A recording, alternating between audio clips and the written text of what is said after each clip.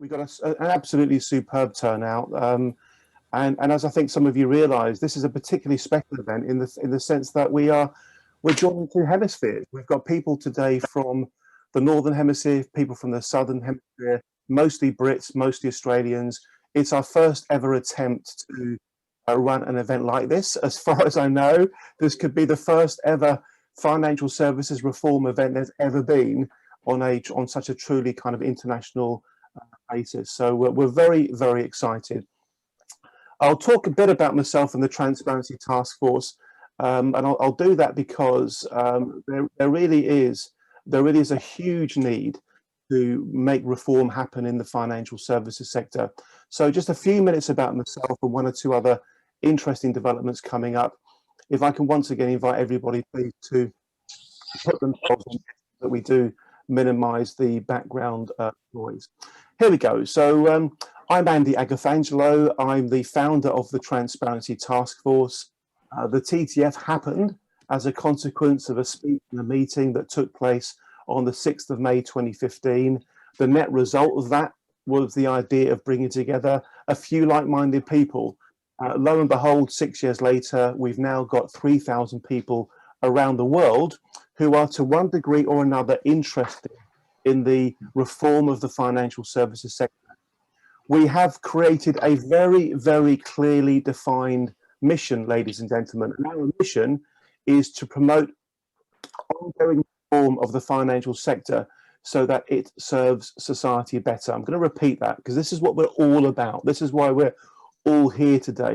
We all want to promote ongoing reform of the financial sector so that it serves society better. And we have a very clearly articulated vision as well. Our vision is to build a highly respected, and for me, ladies and gentlemen, those two words are profoundly important. We're seeking to build a highly respected, international, influential institution that is dedicated to helping ensure consumers are treated fairly by the finance sector.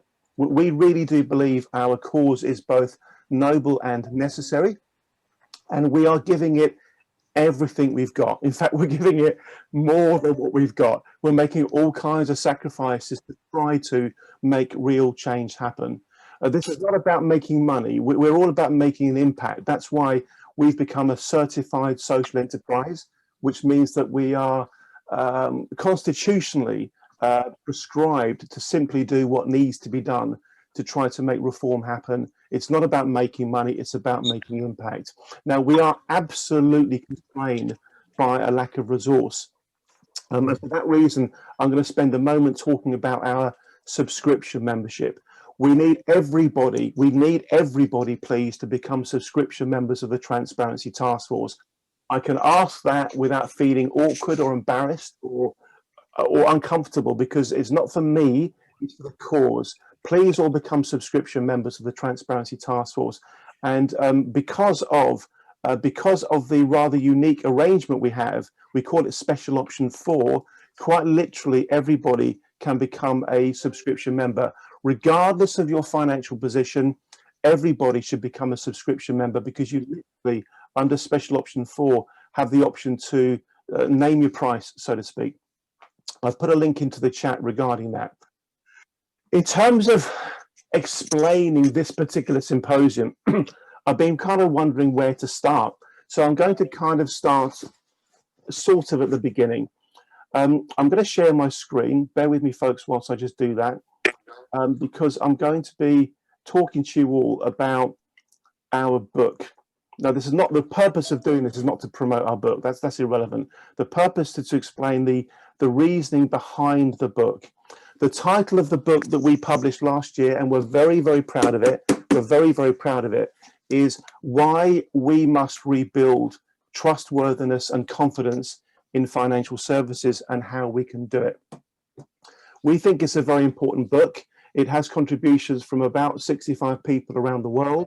In 2019, I personally ran meetings in Dublin, Amsterdam, Zurich, Brussels, Hong Kong, Singapore, Sydney, Melbourne, Washington, DC, Boston, and New York. In fact, there were 2 meetings in Boston and 2 meetings in New York.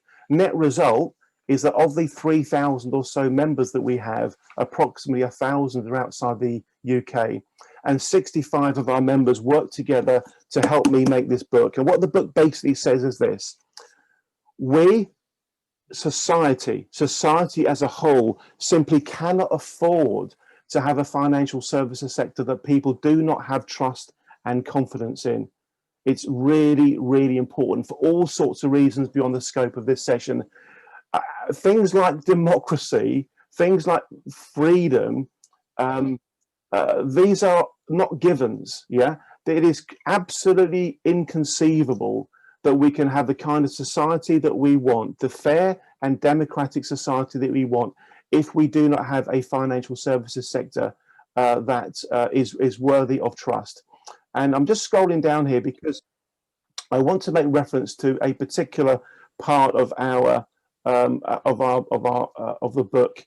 So here you've got, on the left-hand side, you've got the front cover of the book, and you might see, if you're keen-eyed, you might see that at the bottom of that picture, you've got 10 people. You know, 1, 2, 3, 4, 5, 6, 7, 8, 9, 10. Unfortunately, ladies and gentlemen, those 10 people are not people; they're bodies. There are 10 bodies on the front of the book about financial services. You might be wondering, why on earth are there 10 bodies on the front of a book about financial services? And I'm going to tell you why. On the inside cover of our book, you've got those words. You can't read them, I'm sure, but I'm going to read them out to you. The words say, "This book is dedicated to the memory of the 10,000 plus people who have committed suicide as a consequence of malpractice, malfeasance, misconduct, and mis-selling by the financial services sector." This is serious stuff, folks. This is more than just people being opaque around costs and charges and investments. Our entire financial ecosystem has a responsibility to behave, and we all understand, because of what happened in the global financial crisis, we all understand the horrible, horrible things that can happen when we have a society that doesn't hold its financial services sector to account.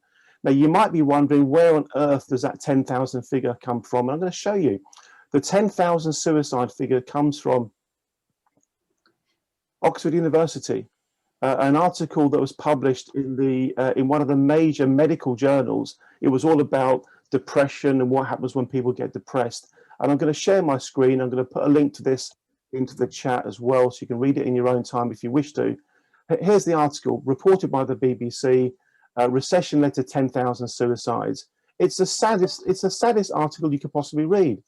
And you know what, ladies and gentlemen, what makes this profoundly painful is this: the financial services sector of all industries, ladies and gentlemen, is the one that ought to be the most trustworthy. And I'll tell you why. It ought to be the most trustworthy because if you take trust out of financial services, what have you got left? The financial services industry is a man-made construct. It's a man and woman-made construct. It's entirely built on the notion that you can believe in it. The Latin word for credit is credere. The word credit comes from the Latin word credere, which means believe in.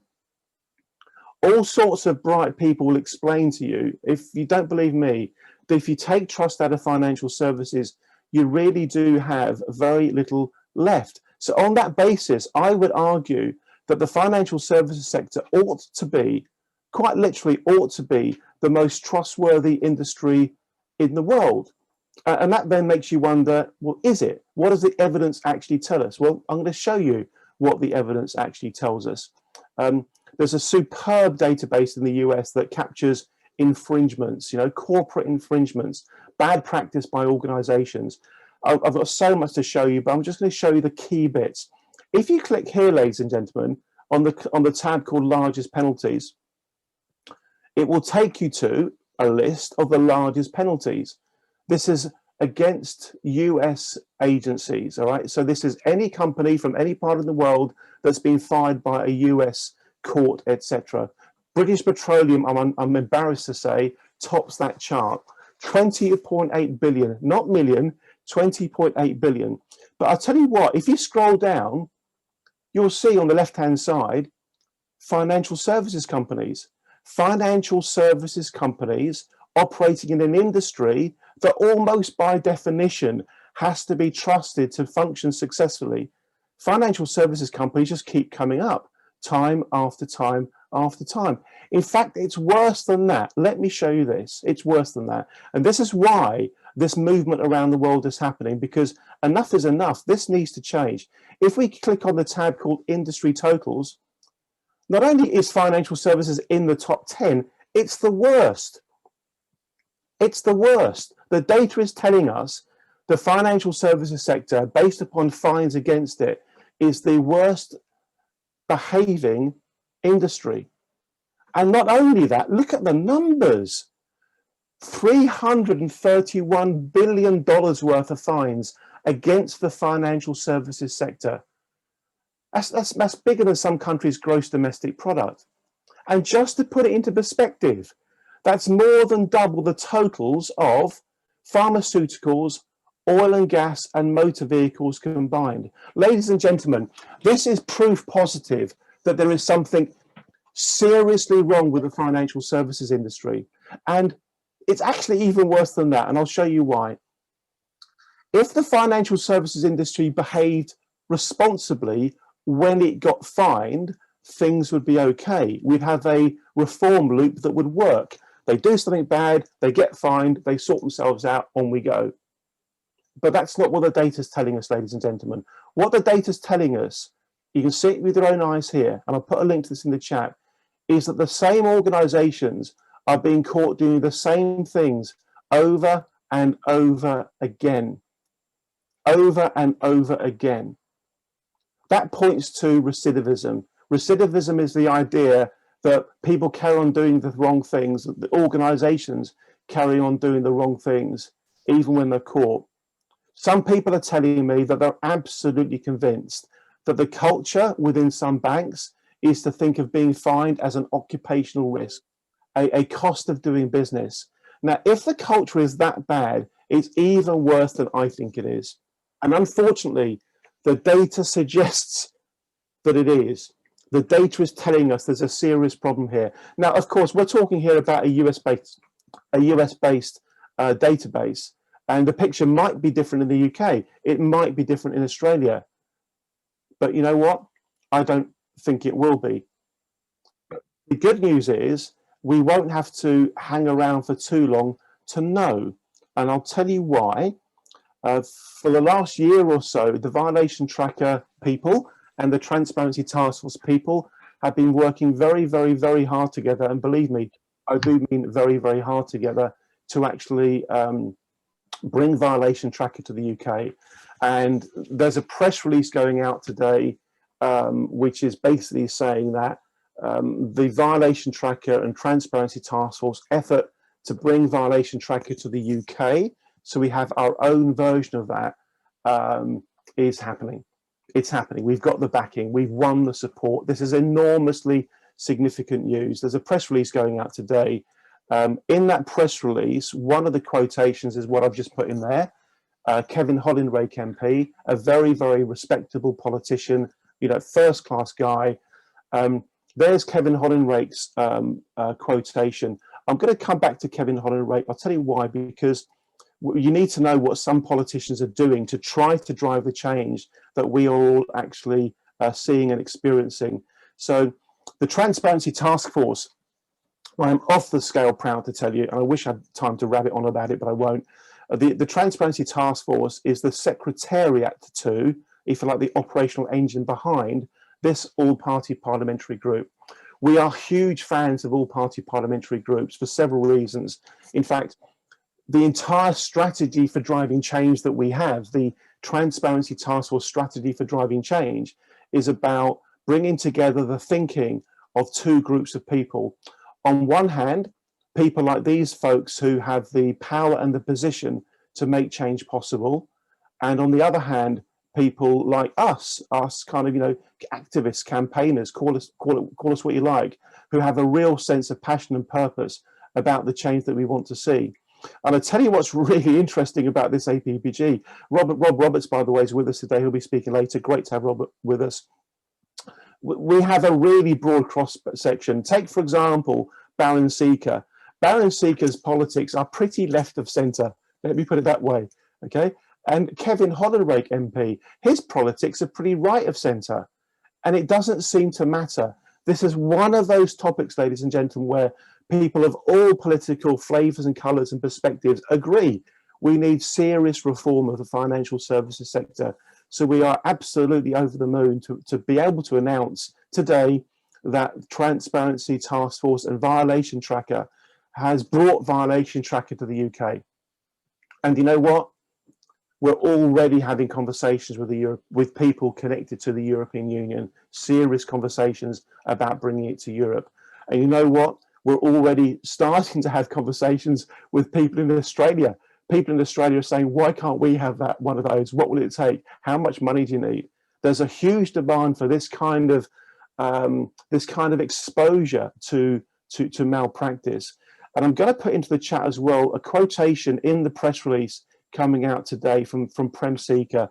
We're a huge fan of Lord Seeker's. I could go on for ages about why, but just look at that. You know, in the face of abusive practices, people feel helpless. Lord Prem Seeker, Emeritus Professor of Accounting at the Uni of Essex.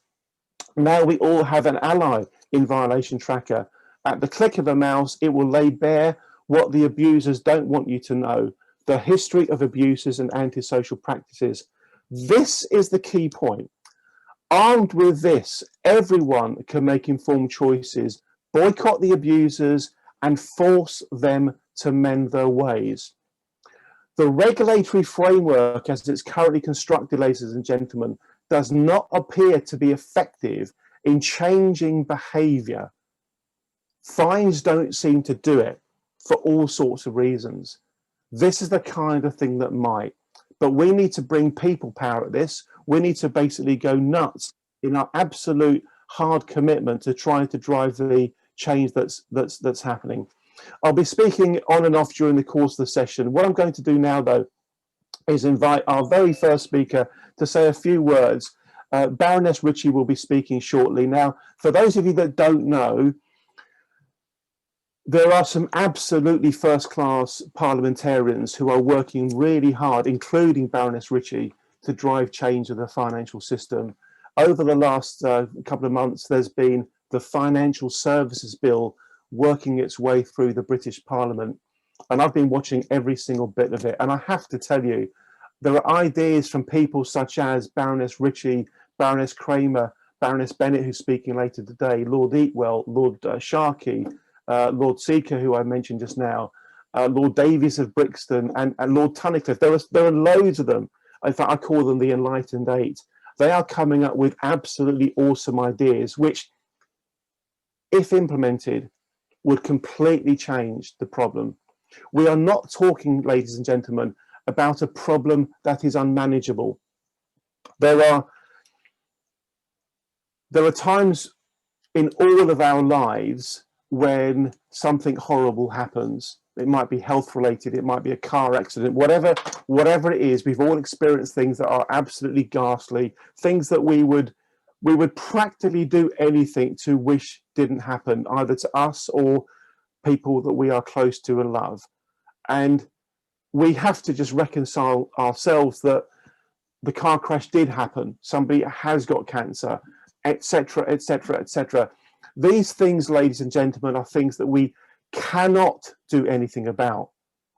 And we just have to sit back and say to ourselves, I can't do anything. But that's not what we're talking about here. I'm going to repeat that. That is not what we're talking about here. Literally, within a few years, the entire financial system around the world could be cleaned up. All it would take is reform, and all the reform is doable if there is the political and regulatory will for that to happen. I'm absolutely convinced that the solutions are there to be seen. You're going to be hearing about some of them today. That's why this is so important. That's why this event is called Essential Ingredients for Effective Financial Regulation, because we haven't got them yet. We have a regulatory framework whose primary purpose is to create stable markets and protect the people from harm, and it's not delivering. And there's a long list of reasons why it's not delivering. We're going to be talking today about things like regulatory capture. Yeah, we're going to have those conversations. Let's get it out there. We're going to be talking today about things like the revolving door problem. We're going to be talking about conflicts of interest. We're going to be talking about the need for a duty of care. We're going to be talking about all sorts of things that are absolutely implementable.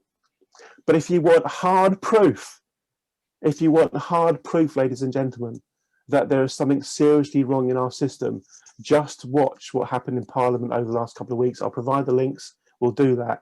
And you will see with your very own eyes, great people explaining what needs to happen to fix the financial services sector. And you'll see what happens to their suggestions. Ladies and gentlemen, I hope that set the scene. Please don't make the mistake of thinking this is just some online symposium seminar thing. This is part of a mission. It's part of a strategic plan to make real change happen. You're part of it. I'm part of it. I'm proud to be part of it. I'm so proud of my little team. We've got the smallest under-resourced team in the world. Yeah, talk about David and Goliath, but we're punching above our weight. And we're doing that day after day after day, 7 days a week, because we understand the stakes to be high. 10,000 people killing themselves because they lost their jobs and their families broke up. That's horrific. My old man, Greek Cypriot, like many Greek Cypriots, put all his money in the Greek Cypriot bank. I don't want to say it, but it kind of ruined the last 10, 15 years of his life. So there's a lot of pain out there. There are people on this session right now today who've suffered big time as a direct consequence of regulatory failure. And last Thursday we had a symposium that went on. It ran over by 2 hours. 2 hours, because we had speakers like Paul Carlier giving hard evidence, including email trails, which just show that the regulatory failure is even worse than we thought. Thank you all for being here. Baroness Ritchie, I would be delighted, please, if you would like to say a few words, tell everybody a little bit about yourself, and tell everybody why you believe there needs to be reform. I know that you're seriously into the whole buy now, pay later issue. That's a problem in the UK. It's an even bigger one in Australia. Baroness Ritchie, please spend a few moments telling us about you and what you believe. Thank you. Thank you, Andy, and good morning to everybody. My name is Margaret Ritchie. I'm from Northern Ireland, and I'm a member of the House of Lords. Prior to that, I was in the other place for some 7 years as a member of Parliament. My interest in financial services stems from the fact that I believe that the Financial Regulatory Authority needs to be strengthened and toughened to protect people from abuse by the big corporate financial institutions, and also by those that are totally unregulated. I am not a financial person. I have no financial training background because I come from a humanities academic background. But through representing people and through what people have told me, there is a need for the Financial Services Bill to be toughened, to protect people, to ensure, as Andy has already referred to, that the buy now, pay later regime is totally protected, because so many people buy on the here and now, and as a consequence, they find debt amassing all the time, and they therefore have difficulties in paying back. And surprisingly, people aren't told that whenever they enter into the buy now, pay later regime. I've also another interest in that I believe that financial services matters should take account of climate change and the climate emergency. And the third issue relates to the fact some people have approached me about some individuals in the UK who have invested monies, pension funds, in Dolphin Investments, now known as the German Property Group. This organization had their head office in Hanover, and they were an unregulated property investment scheme. Apparently, the company was supposed to use investor monies to revamp derelict buildings in Germany into apartment blocks. And then after several years, you would receive your money back with a hefty interest rate. They were told to invest in this company, that it was safe to do so because their monies were aligned to a certain property so that they wouldn't lose out. I have talked to two separate families, and that did not happen. Problems then emerged when they found out that the properties did not exist and the company was not registered. And it has transpired that this company may have operated as a Ponzi scheme, with money from new investors being used to pay off those who exited before its collapse in July of last year. This scheme was unregulated, has put at risk a large amount of money owed by a large group of individual investors. So therefore, Andy and friends, I do find that there is a need for the Financial Regulatory Authority to have responsibility for organisations like that, above all, to protect people from such financial abuses and from organisations that are deliberately robbing people. Finally, I would like to thank the Transparency Task Force and hope to get along to some of the all-party parliamentary group meetings. Sometimes they clash with other business that's going on, but also to thank you and praise you for the good work that you're doing in, shall we say, uncovering all the detail under the stones that have to be uncovered, so that we're able to ensure that this financial services bill, plus further financial services legislation in Parliament, brings about the full and tightened and strengthened regulation of the FCA. Thank you. Thank you very much indeed, Baroness Ritchie. That sets the scene so well, so well. My colleague Alexandra has put a note into the chat explaining that we are recording this session. It is going to go out on social media. To cut a long story short, the last session we ran, I ended up having to, well, I felt compelled to share it with the British Prime Minister. Quite literally, the revelations were so stark that we literally sent a full recording of it to the Prime Minister to take a look at. And well, we're talking about very important matters. Can I invite everybody, please, to spend a moment just thanking Baroness Ritchie for being with us today and sharing her initial thoughts. Please do that. Thank you. Thank you very much indeed. Going to go to Dr. Shmulo shortly. One of the reasons why we really admire the work that Dr. Shmulo does is that he doesn't hold back. He says it as he sees it, and it's great to have an academic with that kind of mindset, bringing together that perfect combination of, you know, an evidence-based understanding of the regulatory landscape that's absolutely second to none in my opinion, plus a sense of conviction about wanting the changes to happen.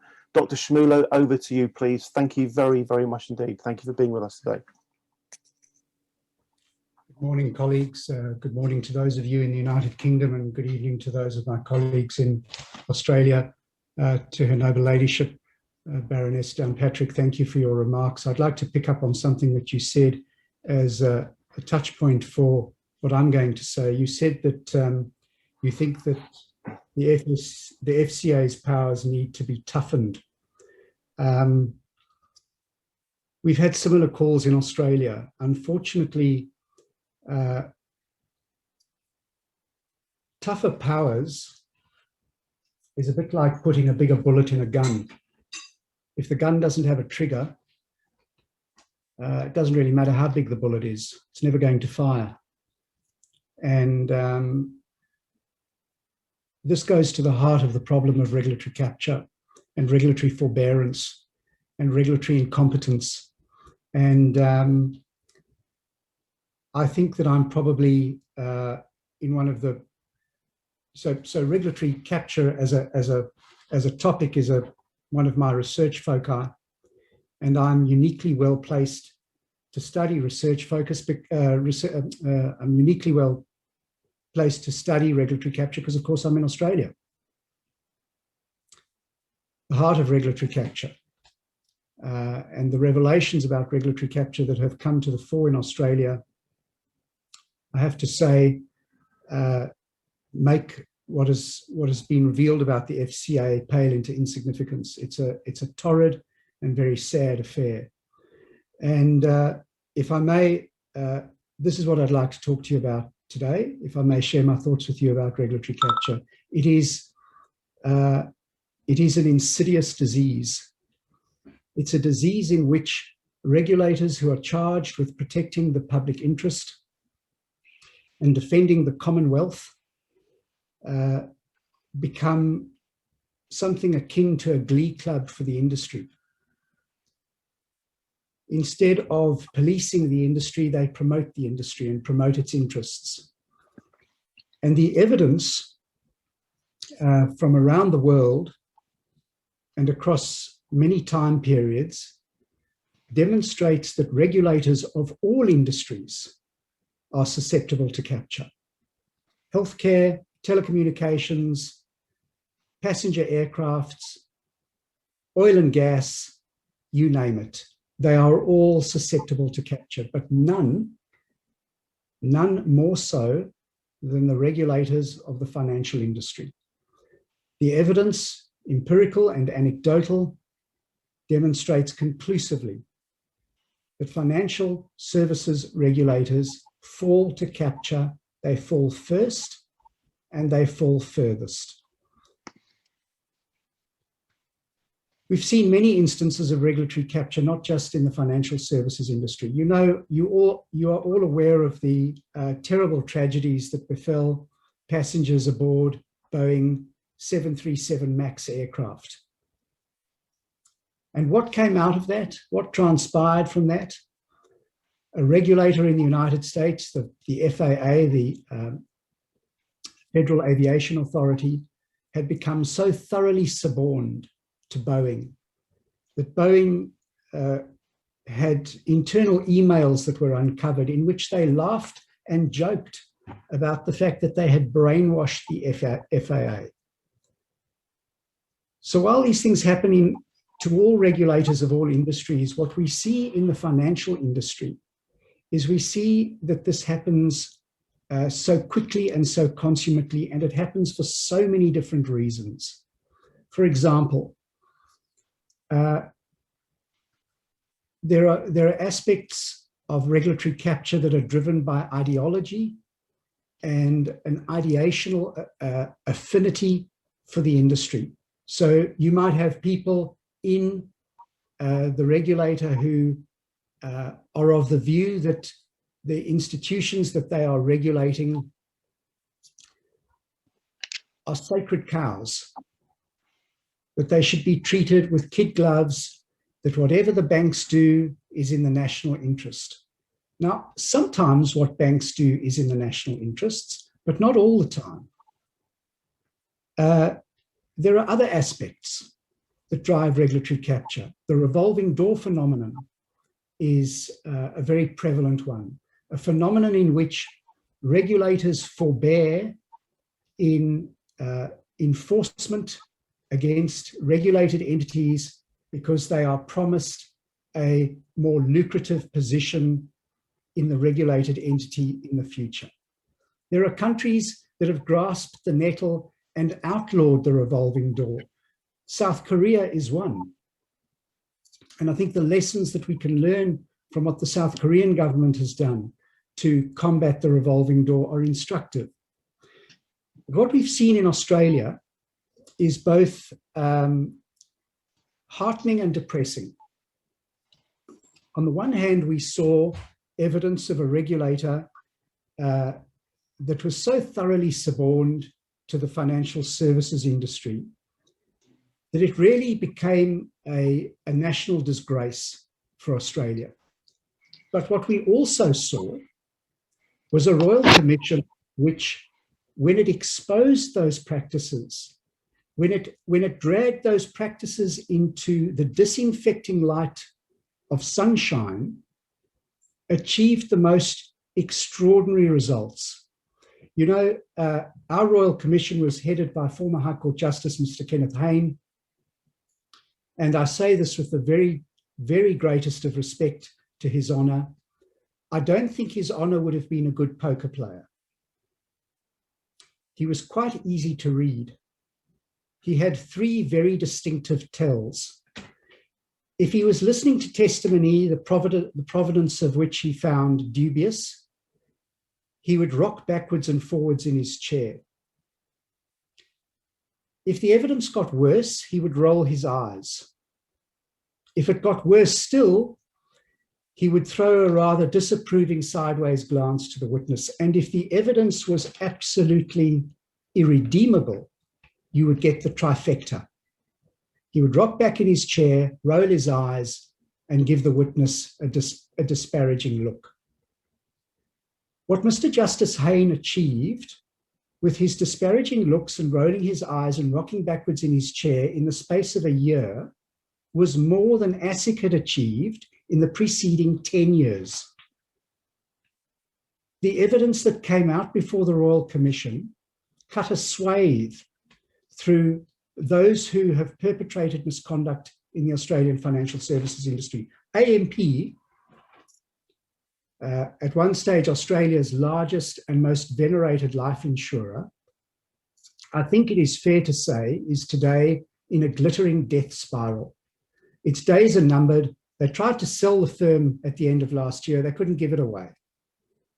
And where did that begin? It began with a high-placed functionary at AMP in the witness stand admitting before the Royal Commission that AMP had lost count of the number of times it had lied to the regulator. They'd gotten away with this for decades, but the moment it came out in a public forum, the game was up. The consequences were absolutely devastating. The chair and the chief executive had to resign. The fellow who made the admission had to resign. They've had a mass exodus of clients. AMP's business model, which for now many years has rested upon an unsustainable basis of, frankly, screwing their customers, can no longer survive. And if AMP doesn't survive, so what? What good has it done? What good has it done its clients in the last 10 years? It has become a parasite. And this is the power of public opprobrium. This is the power of public evidence exposing misconduct and malfeasance. Now, you might say, okay, am I suggesting that the United Kingdom should have a Royal Commission? Well, look, I don't think it would do any harm. I think that if the Gloucester and Parker reviews are correct, and I'm sure they are, then the FCA's track record is disappointing. And it has presided over some very sad and very unfortunate cases of losses to investors that were unnecessary. But a Royal Commission's a one-off thing. A Royal Commission can put the blowtorch to a regulator on one occasion, but it won't be there the next year and the year thereafter and the year after that. And so what I think is necessary and what is now being introduced in Australia is a board of oversight over our regulators. A board of oversight, the purpose of which is to hold the regulators to account, to publish those findings in the public domain, and before those of you may be tempted to say this is yet another layer of bureaucracy and it won't work, and with respect, you need to appraise yourself of the facts. We've had 2 reviews, independent, arm's length, critical reviews of APRA and ASIC that have been done, not by a continuing board of oversight, it must be stressed, but as one-off events that have excoriated our prudential regulator and our conduct regulator.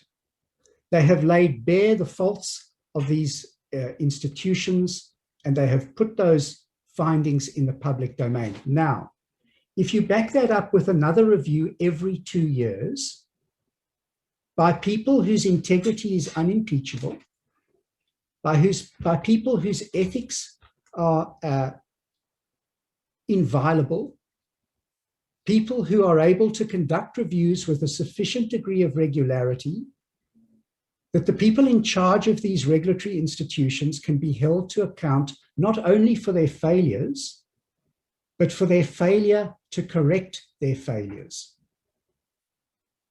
And if you said to me, well, where are you going to find such Nietzschean supermen? The answer is quite obvious. If you said to me, I've got 5 seconds to come up with a couple of names, I'll give you a couple of names, Elizabeth Gloucester and Raj Parker. There are 2 names. There are 2 people in the United Kingdom whose integrity is inviolable, whose ethics are unimpeachable, and who have demonstrated a capacity to get into the nitty-gritty of what the regulator has done, deconstruct it, and determine exactly what has gone wrong. Now, you might say to me, but isn't this Parliament's role? Well, it might be Parliament's role, but let's be frank, Parliament hasn't performed that role. It hasn't performed that role in the United Kingdom. It hasn't performed that role in Australia. We also have parliamentary oversight of the regulators in Australia. What good has it done? We've had regulatory oversight by Parliament for 20 years. The fact of the matter is, when parliamentarians grill the regulator, they do so once a year. They do so for a couple of days, a day at the most, maybe 2. They lack the skills, they lack the resources, they lack the insights to go into the regulatory agency and look at what it's doing, look at how it's conducting its enforcement, question them as to why they are forbearing in punishing financial service providers that are engaging in misconduct, hold them to account, publish that material, put it in the public domain, and come back 2 years later and say, what have you done to fix it?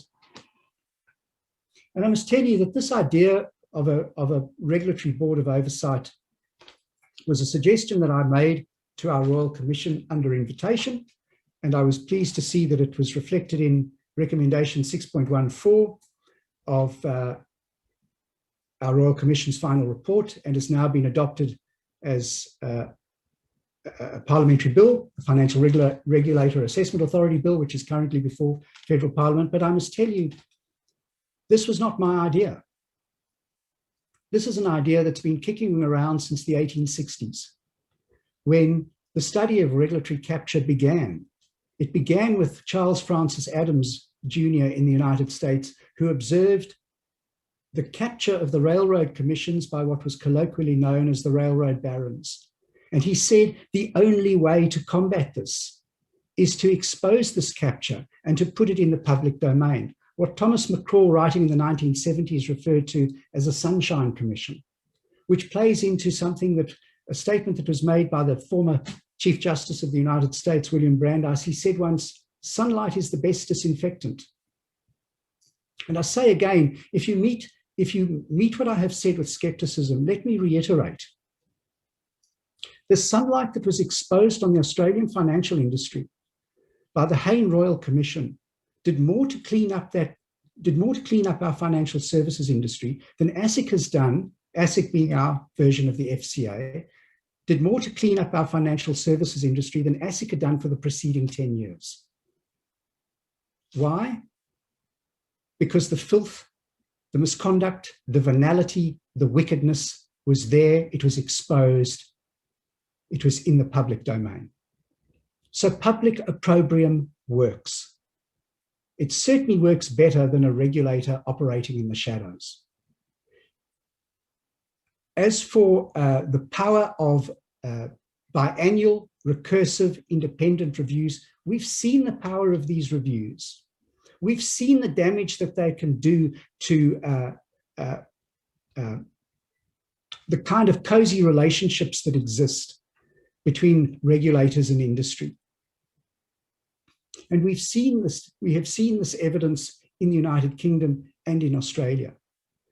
Of course, the crucial crux is that oversight board must be led by people whose integrity is inviolable, whose independence is unimpeachable. Otherwise, you're going to have a second layer of bureaucracy that is captured like the first. Andy, could I please invite you to talk a little bit more about what North Korea has done about the revolving door matter, and could I please invite you to talk about why I'm going to call them excuses, why the excuses that are sometimes given around why revolving door can't be managed out of the system really are just excuses. Could you speak to that? And then shortly we're going to be going over to Baroness Bennett. Thank you very much, Dr. Shmulo. Andy, I'm sure you mean South Korea. If I was to forgive me. Yes, South Korea. If I was to talk about what had been done about the revolving door in North Korea, I would imagine it would have just been put to the head. In South Korea, what they've done is they've said, if you work for a regulator, you may not work for a regulated entity within 3 years of leaving the regulator. Any regulator, any regulated entity. So if you work for the healthcare regulator, you may not go and work for an oil and gas company within 3 years. If you work for, I'm sorry, I've just been distracted. This is so Sydney. There's suddenly an enormous firework display. I have no idea why. It happens in Sydney from time to time. It's a very gaudy city. If you work for a telecommunications regulator, you may not go and work for a bank within 3 years of leaving that regulator. So what the South Koreans have done is made it very clear.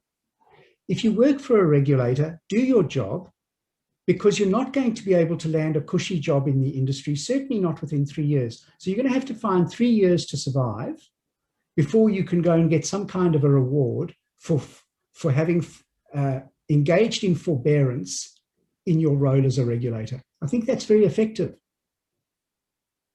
Thank you very much. And one final area to speak on, please, before we pass over to our next speaker. One of the reasons why I really like your work, Andy, is because you've got a very good international perspective.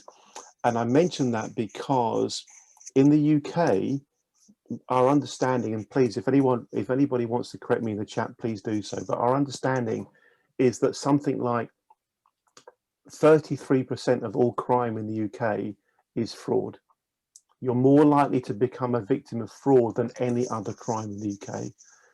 Yet only 1% of police resource is targeted at fraud, which kind of doesn't make sense. There's a real problem there. Don't know what the cause of that problem is, but it's a big problem. Now, I mention it because many people, including myself, feel that one of the most potent weapons that the regulators can use is frankly the fear of being caught, deterrent.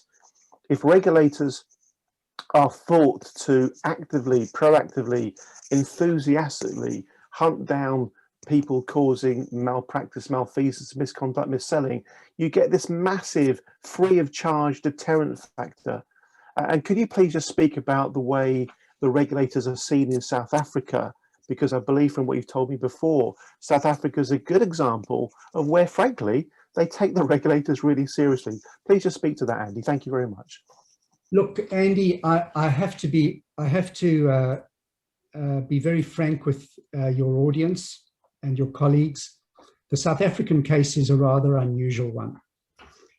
The South African financial industry is a large, sophisticated financial industry that is analogous with a developed economy, not a developing country.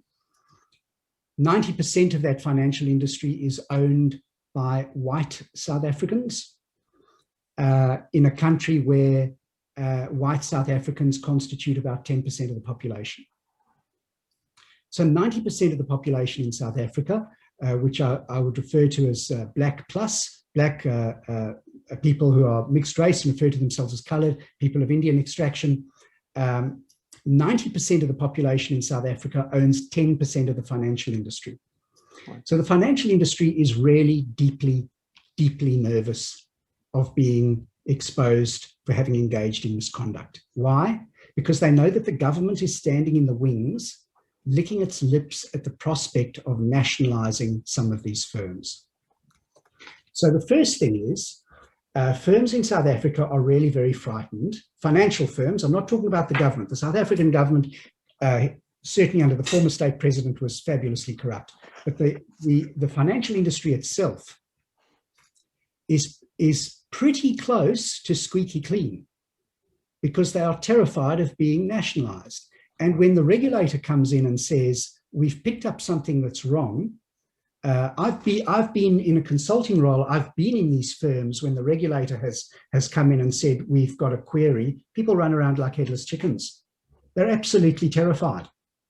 And in addition to that, the South African regulator has been constituted in such a way that it can levy fines without having to go to court to have those fines confirmed, which is not the case in Australia, but it is the case in the United Kingdom.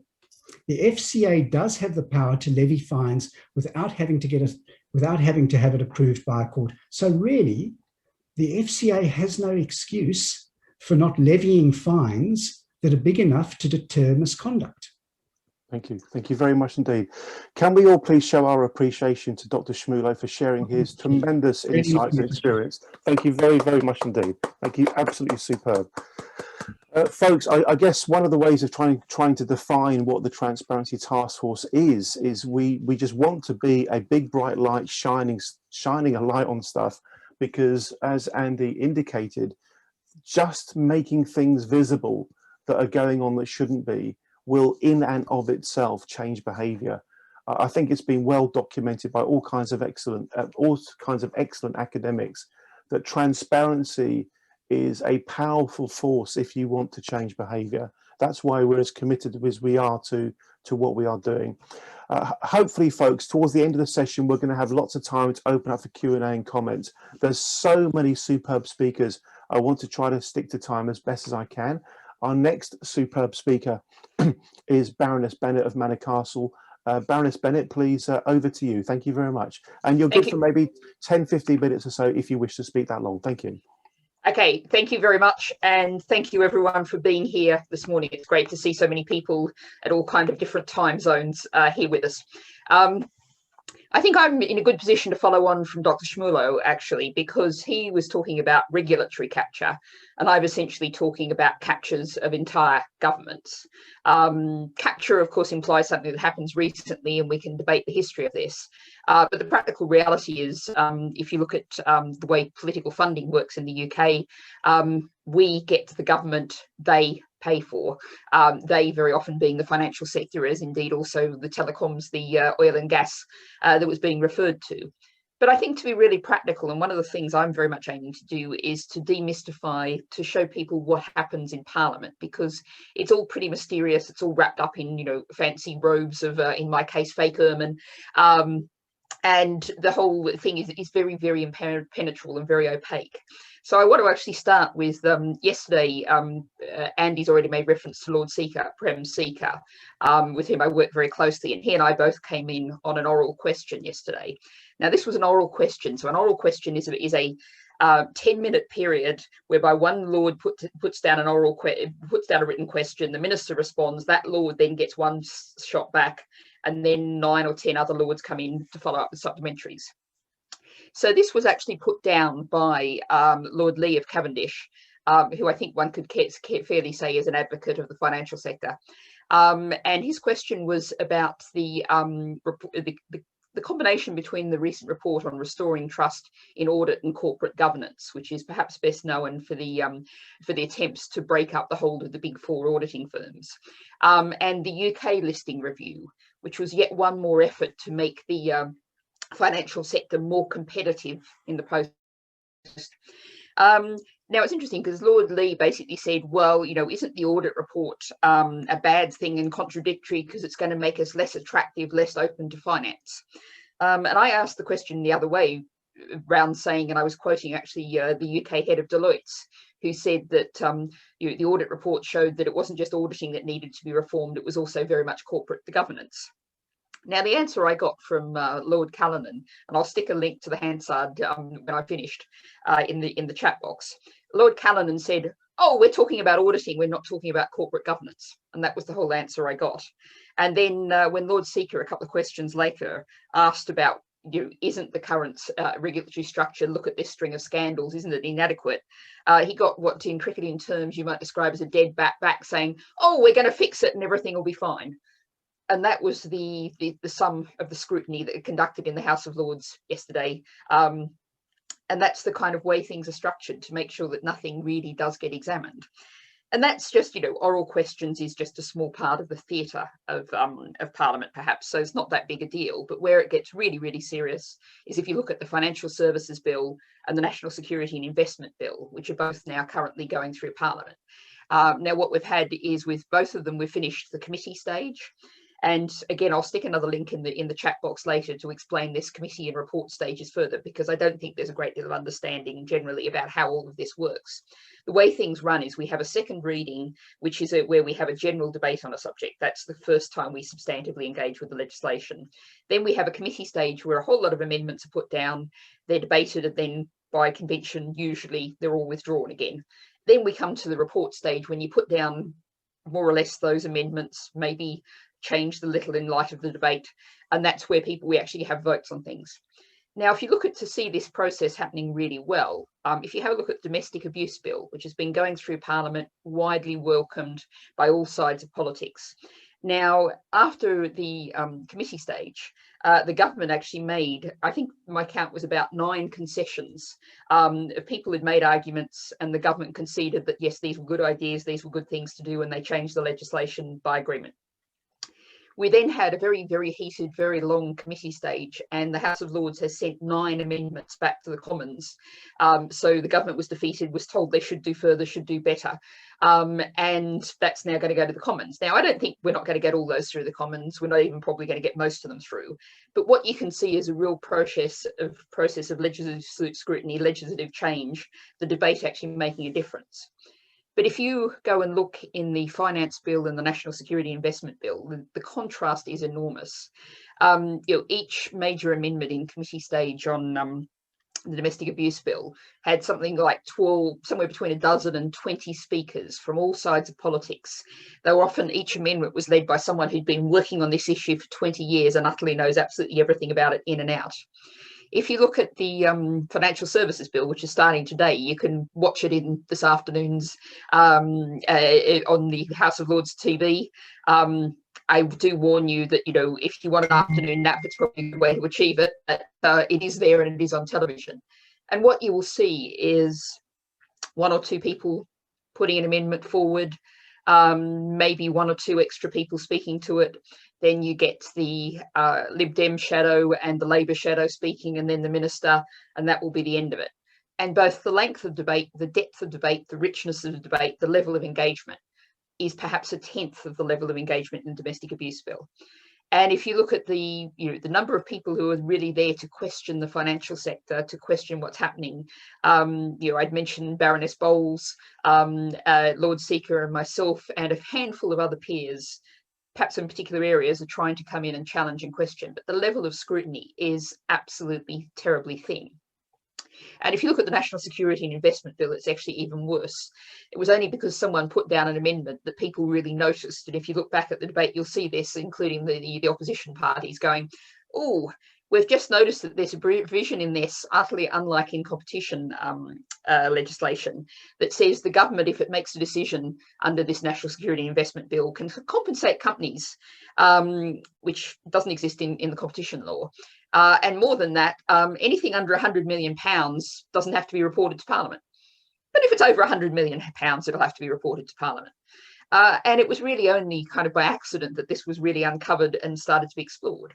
And it's worth saying that these bills have both been through all of their common stages. So they have been through the Commons, they've been through committee and report in the Commons, through second reading. And what it demonstrates very clearly is the Commons utterly is not working, is any kind of real political challenge. And the House of Lords, certainly when it comes to these bills, is struggling enormously despite our very, very large membership. And just to very briefly mention a couple of things that I'm trying to do. I've got amendments down which are not going to get through, but I'm going to keep plugging away at them. One, to call for the establishment of a UK Finance Watch, which people may know in the EU, there was funded by the EU itself. It was a Green MEP was one of the people leading this a while ago, to set up and fund and support an NGO to really scrutinise the detail of financial legislation, in a kind of way that's very hard for any working politician to do, to really point out where the regulations are going wrong and deal with them. And it also another of my major amendments calls for a simple cost-benefit analysis of the UK financial sector. What is it costing us? How is it benefiting us? And now this is based on a whole body of literature called the Too Much Finance, for shorthand sort of phrase, the Too Much Finance literature, and particularly on a report from SPERI, the Sheffield Political Economy Research Institute, about the finance curse. And they put some truly monumental figures on the 20 years to 2015 net cost of the financial sector as about 2.5% of GDP, because our financial sector is too big. So that's what I'm doing. That's what I'm trying to do as one of two Green peers in the House, which was a challenge given I also do a great many other things. And one of the things I really want to say was, listening to Andy's introduction, what I very, very much welcome is the development of the Transparency Task Force, the increasing levels of what you might call, for shorthand, civil society engagement in all of these issues, because we have two great problems, and I've been guided a great deal by a little book by a guy called Stein Ringen, Nation of Devils, which was written a dozen or so years ago, and essentially talks about the US and the UK being ungovernable and being totally dysfunctional systems of governance and failed governments. And I think it looks very prescient now, given when it was written. But Dr. Shmulo was talking about regulatory capture. We have a government that is not in the control of the people, is not a democracy. If you look at the other, what we call the other place, the Commons, Boris Johnson got 44% of the vote and now has 100% of the power down there with a majority of 80. You look at what happened with the vote, was it night before last, on the cladding bill? Huge public concern, a huge number of people being massively trashed by, as some people on this call have been, lives have been trashed by the financial sector, people's whose lives have been trashed by the building sector, by the failure to regulate the building sector, cutting out the red tape, which means cutting out the protection for people. Yeah. But the weird thing is that the House of Lords is actually now more representative. The unelected House is more representative of the people than the Commons is, because in the House of Lords, the reasons why we're sending 9 amendments down in the domestic abuse bill is the crossbenchers, the non-party people, actually have the balance of power in the House of Lords. The government doesn't have control. So there's a great deal we can do talking about financial regulation. I would disagree with Dr. Shmulo that I don't think the answer is a few, really smart, incorruptible people. The answer is transparency, as he was saying, the light of day, people like the Transparency Task Force focusing on these things. But ultimately, it has to be having a government that operates for the people, for collectively the good of society, which we just don't have at the moment. Now, in the green world, we've got a very old saying that says system change, not climate change. I'm not sure that, a system change, not regulatory and government capture is quite so snappy, but it works in terms of we simply have an utterly dysfunctional system of government. And actually, the economist Mariana Mirza, I can never pronounce her surname. I was tweeting a piece from her this morning, talking about how we need a project to rebuild a functional society, and that project has to involve the people and government and business all working together. And that's what we've really got to do to end up with a functional financial sector that's not going to deliver us into another 2007, 2008. When, of course, that's when the cash machines very nearly stopped working. It very nearly broke the whole system. We were hours away from that. And the security of all of us depends on fixing the financial sector and fixing it fast. And that has to mean fixing our system of government. Thank you. Thank you very much indeed, Baroness Bennett of Manor Castle. Wonderful to have your input. And I should have explained at the beginning that you're an Australian living in Britain. Otherwise, some of our members might have been really confused for the first 5 minutes or so.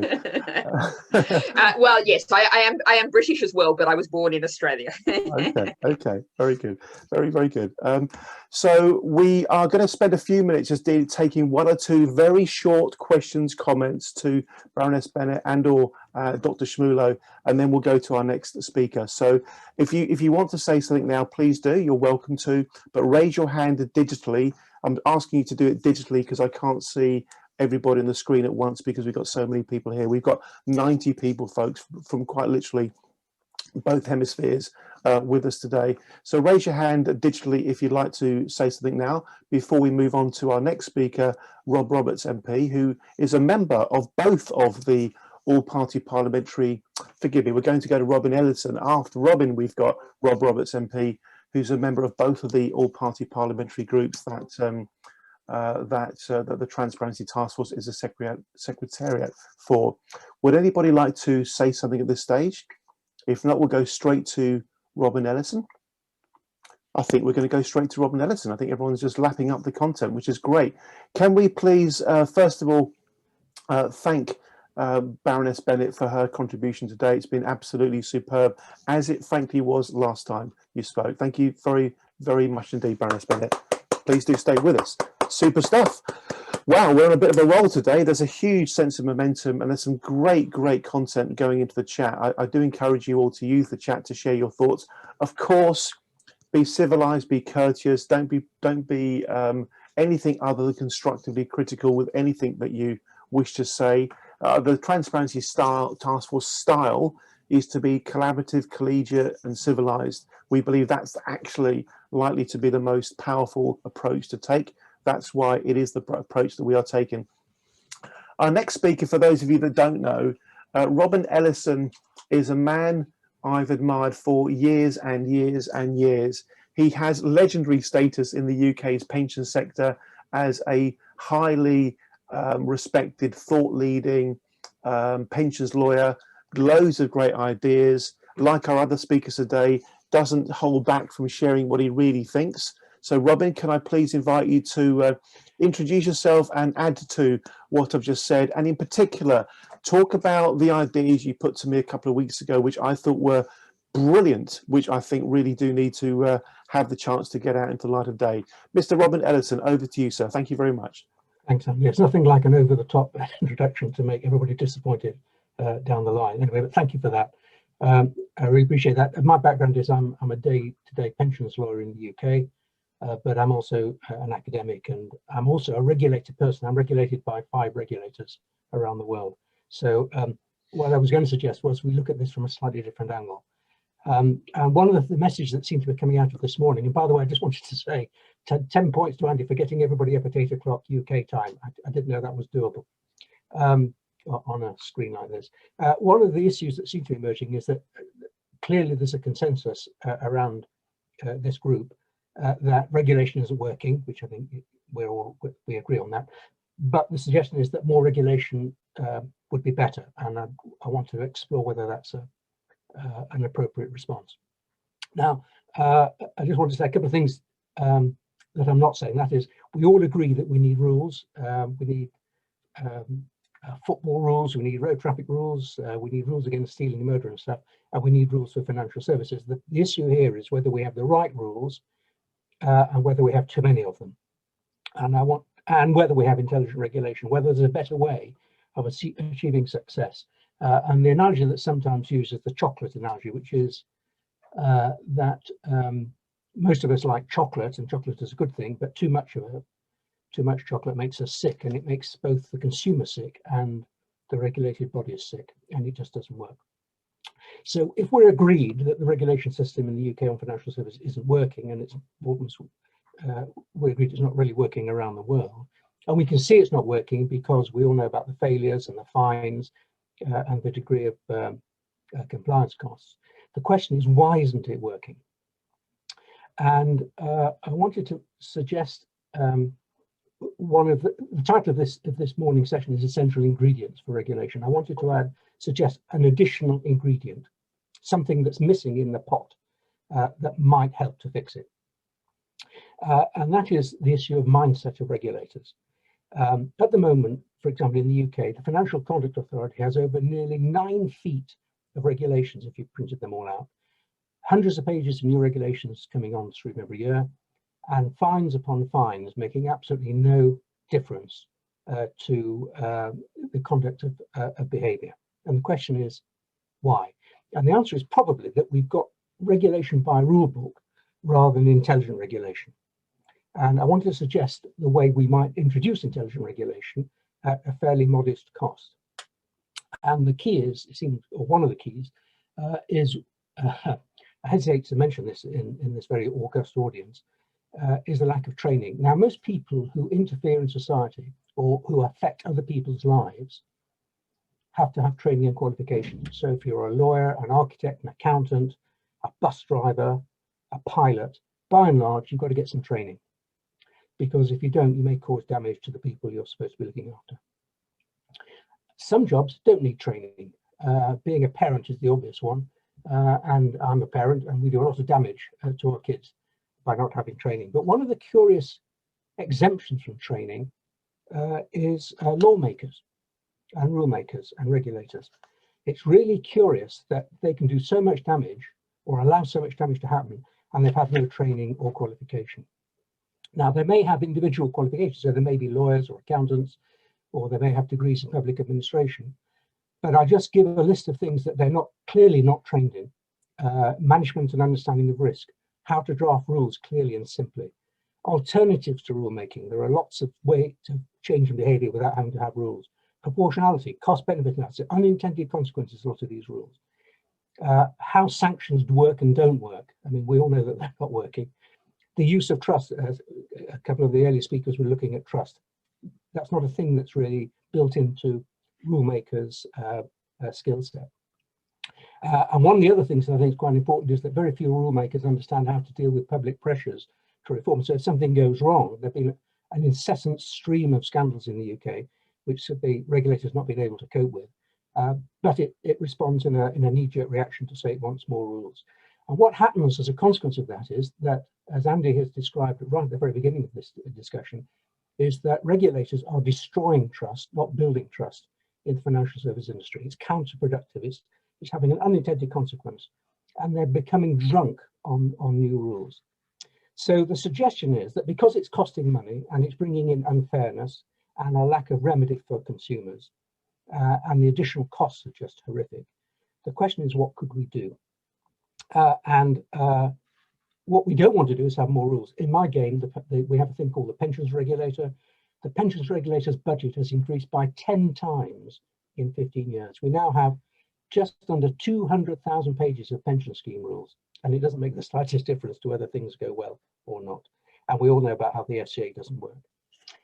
But we know that some regulators work quite well. The Civil Aviation Authority works really well, and it's not terribly expensive. And one of the reasons it works well is that they have a number of things within them. They have training, they have qualification. You could have a college of lawmakers. They could pass an oath, you could have a code. There are regulators' codes which the FCA and most of the other regulators fail to comply with.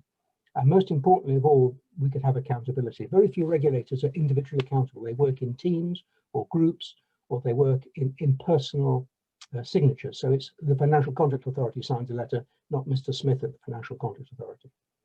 So the question is, could we have a better regulator, a cheaper regulator, a more effective regulator, if they were trained and qualified and examined and held to special standards of accountability and training? And I think the argument is pretty strong that we would all benefit, including lawmakers in both houses of Parliament, if we had some kind of diploma or course or training mechanism that made them aware of how to regulate better. I rest my case, guys. And if there are any questions, I'll do my best to try and respond. Thank you very much indeed, Rob. And before we go to any questions in response to what you've said, which I find rock solid, I think the argument for the need to demonstrate competence as a regulator is rock solid. I think you've got a good grip on the costs of regulation to industry. I think you mentioned the figure to me. I can't remember the figure, but there are some organisations who are paying a significant percentage of the turnover towards coping with regulation. UK Finance, which is like the club of financial companies in the UK, suggested it was around 25% of corporate cost was built into compliance and regulation for them, and that's a cost that's inevitably passed on to the consumer. The National Audit Office said that the cost of regulation for the UK as a whole is 100 billion a year. Now, of course, you couldn't save all that. I mean, you need some regulation. You're not going to have no regulation. But if you saved half of it, you could double the defence budget, just to put it in context. Thank you very much indeed, Robin. It seems to me there's a very strong case for these kind of ideas to be absorbed. We'll go to Q&A if there's anybody would like to make a point. I think some of you are struggling a little bit to use the digital hand raising. I can see that Sue Flood is waving her hand at me, and then we'll go to Mark Bishop. Sue, your point, please. First of all, thank you very much, Sue. When you have perverse incentives, it's extremely difficult, regardless of whether you have training or sufficient regulated ability to be in those positions. Unfortunately, the FCA, for example, has regulated advisors. It has a training scheme. It has lawyers. They're all regulated and they're all trained. But unfortunately, unless you have remove the incentives, you're not really going to remove the problem. Yeah, I'm with you. They're trained, but they're trained as lawyers, or they're trained as they can know the rules of the FCA, for example. But they don't understand. It's not their fault, but they haven't been trained in principles of sensible regulation or intelligent regulation, and that causes havoc to consumers and expense for providers, and it suits nobody. Thank you very much. Thank you, Robin. Thank you, Sue. Let's go to Mr. Mark Bishop. Thank you, Mark. Thank you. I mean, I agree with many of the things that Robin said, but not necessarily all. I think it's clear that there is a huge volume of regulation in the UK for financial services, and I often think that it might be better to have a lot less of it, but make it better and more enforced. So a friend of mine who's a motoring journalist once said, if you remove the airbags of cars and replace them with spikes, people would drive much more cautiously. So perhaps if you had a lot fewer rules, for example, perhaps even if you had not much more than the principles for business, but each one of them was enforced rigorously to the point that if a firm breaches its duty of care to a client, not only is there now a civil liability there that can be litigated by the victim, but there's also a requirement, not an option, on the regulator to enforce against that firm and that individual. At that point, you might find the principles are actually the principles for doing business and not a set of platitudes. As for training, I would say the FCA, were they here, would say that they do have an extensive training scheme. It's called the FCA Academy, and it is true, and it's run in conjunction with a number of business schools. I think the problem is not therefore whether there's training, it's what they're being trained about. A suggestion that I've been making to the FCA since 2014 is that it should run what I've called empathy classes, where it would bring in the victims of financial services misconduct, and they would talk to all new employees about how it feels and how it affects your life to be the victim of financial services misconduct. I think if they all heard that very early on in their careers, then some of their empathies would be aligned differently than they are. As it is, if you go in as a graduate trainee, you get a guaranteed secondment to a financial services firm. So of course, the first thing that you hear when you're very impressionable, you've just joined, is what a burden it is to be regulated and how regulation should be sensible and proportionate. This is how they end up being aligned with the industry rather than with us. And therefore, in conclusion, I would say, I think that the fundamental problems with the FCA, almost all of them have to do with transparency and accountability. They're accountable to the Treasury, which essentially is a proxy for the city, and there's a revolving door to well-paid jobs in the city. They will never be our friends. If you make them accountable to us, set up an oversight board, as we've recommended in the FDA's, in the TTF response to the Treasury consultation on the future regulatory framework. You set up an oversight body that contains consumer representatives and it has hire and fire powers over the chief executive and chair of the FCA, at that point, those people will bend to our will. The training course will be what we need it to be. The recruitment will be in line with what we want to be achieved by the organisation, and things might change. Thank you very much indeed, Mark. We're going to go to Pauline Creasy. Pauline, over to you, please. To try to keep things on track, let's all try to be as succinct as we can be. But please, Pauline, please do make your point. You always make your point so effectively. Thank you. I'll do my best, Andy. In fact, I've got two questions, actually. One is for Robin, who just spoke, and also for Natalie. I didn't know how to do the digital raising hand. I do apologise. Right. So I'll start with Robin first. And it's a comment, and it fits in with what Mark has just said too. I've had almost 3 years experience of dealing with the FCA on quite a serious investigation they're doing. And it's become very apparent to me that 90% of the people that work in the FCA are lawyers. There's hardly any accountants, and certainly very few forensic accountants. In fact, they have to go outside to get any forensic accounting help. And it's interesting that they've actually used our liquidators, which the claimants have ended up paying for, because the FCA do not have sufficient forensic accounting resources, which really, if they're a regulator of the financial services, is really quite extraordinary. And I think we need to, think about that. And I think it also indicates that the whole raison d'etre of the FCA is really to deflect consumers from complaining and to manage investigations in a legalistic type way, to minimize the impact on both themselves in terms of people trying to claim damages or trying to get their recovery of their money, and also to protect the industry. I think they've got very much, it's quite deliberate is what I'm trying to say. And I think to turn that around requires major work. I agree with Mark, training could help a lot, and certainly if you can get people when they're young. But at the end of the day, it's the senior executives that are running that organisation. I've met some very empathetic people actually in the FCA, but they're junior and they're low down. Even if they're older people, they haven't made it to the top echelons, I think, because of their attitude, which is to look more towards the consumer and not to the people that are paying their way, which is the city and the Treasury.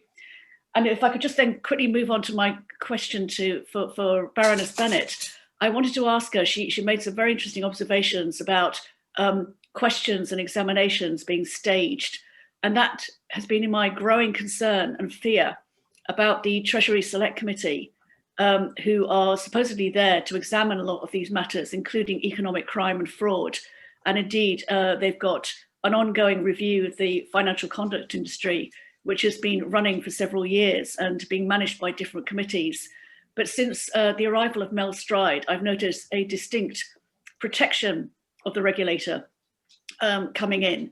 And we feel very much in terms of the evidence that we've given to the Treasury Committee that it's either being suborned or questions are being staged in a certain way, where you have the CEO, the new CEO, Nick Kilrathi, coming along, and the chairman, Charles Randall, who's been there for a very long time, is actually a representative of what's wrong, I think, of the FCA, in that he's a lawyer from a very big firm, very successful firm that does huge amounts of business every year with both the government and with the FCA. And he's been the chairman of the FCA for some years, very much a representative of the revolving door and keeping things exactly as the city and the Treasury want in the FCA. But I've become increasingly concerned that things are being staged in the Treasury Committee. And quite often, Nick Kilrathi and Charles Randall in particular have said, we will get back to you on that. And this is particularly about my case, Premier FX, the fraud of a foreign currency firm, which was registered and authorised by the FCA. The FCA know that they're in big trouble on this case. And they promised to get back on things like light touch regulation and why these firms weren't being regulated. They've admitted they weren't being regulated.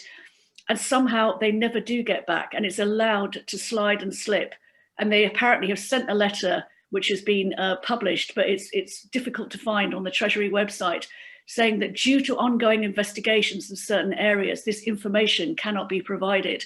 And this has been going on, for nearly 3 years, and it will keep going on. So sorry, I just wanted to offer that to our two speakers to see whether they can shed any inspiration as to how this might get better. Thank you very much, Pauline. Let's go first of all to Robin Ellison. And Robin, anything you'd like to say in response to that? Just 2 or 3 very quick remarks. First of all, Mark Bishop, I agree with, I think, about 90% of what you say, not all of it. The point you make about most cars having spikes in the steering wheels was suggested by Professor Adams, who was a professor of risk at Bristol University many years ago. And it's very funny, but of course we wouldn't do it.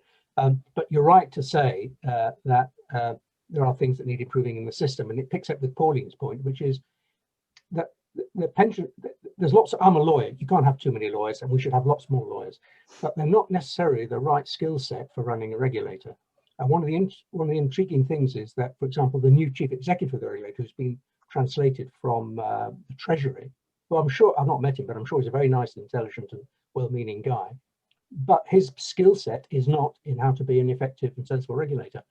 And the continual failures of the FCA, who are manned by good and well-meaning people. I'm not a conspiracy theorist. I think they intend to do the right thing, but they're tick box guys. They're not people who can pick up a phone and go and see a chief executive and say, guys, this is not the way to run your company, which is the way it was done perhaps 50 years ago by the Bank of England, and quite effectively, but without transparency.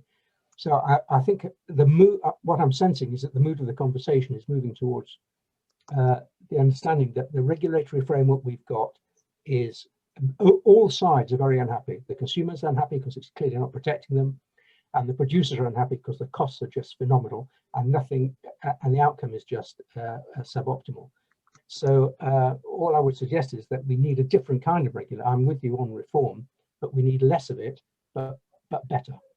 And I'd agree with all of that. Thank you very much indeed, Robin. And let's go to Baroness Bennett for her response to Pauline's point as well. Thank you. Yeah, the Treasury Select Committee is a Commons committee, so I'm not a kind of 100% expert on it. But based on my experience and knowledge of the Lords committees, I mean, we claim, possibly with some justice, that Lords committees work better than Commons ones are because they're not so affected by party politics, which might be true. But I do know that the staff who work in for select committees are generally a very good, very effective group of people. And it's always, I would say, and it's a practical point, make as close a relationship as you can with the staff and seek their support. And what I'd also say is, I mean, what I do when I get a particularly egregious non-answer from a minister is I go to the party whips and say, oh, you know, this obviously is not an answer to the question. I've got a written one, went down yesterday, that I'm going to do that with. So I'd actually look into, ask about what regulates, what oversees the system of the Commons Select Committees, and see if there is actually, a regulator of the committee that if something is clearly not being done that should be done, if you've been promised an answer to something you haven't been answered to, actually seek out and look for, who can I complain to, who can I push to. It doesn't necessarily mean you'll eventually get an answer. And I had a lovely one where Lord True said he'd get back to me on something and he didn't. And I got the whips to write to him. And then I got back 3 paragraphs that didn't in any way answer the question. But if you keep pushing, there's a chance, and particularly getting the staff engaged and involved, it's not going to work perfectly, but pushing the right levers could make it work a bit better. Thank you very much indeed, Baroness Bennett. Can we just take once again an opportunity to thank all the speakers we've had so far, Dr. Shmulo, Baroness Bennett, Robin Ellison, everyone who's spoken so far, before we move to our next speaker. This is really, really good stuff, folks. I'm so pleased with the amount of practical, constructive ideas that can really make a difference. And one of the things that the TTF is extremely grateful to are all the parliamentarians involved in the 2 all-party parliamentary groups that we run. We have a couple of individuals who are so kind of committed to the cause, as it were, that they're actually on both of the all-party parliamentary groups, the pension scams one and the one on personal banking and fairer financial services. Rob Roberts, our next speaker, Rob Roberts MP, is one of those folks, and he brings with him the added value of having worked in the financial services sector himself. Rob Roberts MP, please, over to you. Thank you very much indeed. Thank you for being here. Thank you, Andy, and thank you for the invite to speak to everyone today. I a little bit overwhelmed. I didn't realize there'd be so many people. I thought normally when we get things like this, a dozen or so people turn up, but I'm looking now down at 83 participants. So all credit to you for convening. Quite right. As you say, I'm a member of both of the APPGs and a couple of others that are related to financial services. Exactly as you said, have been in the financial sector. I was a mortgage advisor and a financial planner dealing with investments and pensions for a long time, for gosh, almost 20 years before I came into politics 15 months ago. Grateful to all of the speakers who've gone so far, and some very, very interesting content, which seems to have been very well received by everybody. So I apologize in advance if I bring down the mood of the room and just say a couple of things that might raise a few eyebrows and might be a little bit interesting. But I think it's important to have some balance and to make sure that everything is discussed kind of proportionately. I liked Andy's initial presentation when we were looking at the information that you remember the numbers of in dollars, the amount of fines that have been levied on the financial services sector. Completely agree with what he said. They're American numbers, and I'm really keen to point out that a lot of the things that we've heard so far paint the picture that everything is terrible and the entire financial services sector is out to get you, and working against the British public. And I can completely appreciate how sometimes it can appear that way. As a financial advisor for the last 20 years, it makes me really sad, and it makes it, you know, I've been in the industry and I've seen ridiculous things. To give you a poignant example, I know, you know, a financial advisor that I worked with a few years ago, who, when they were arranging a mortgage for somebody, and my screen's just gone blank. That's unacceptable.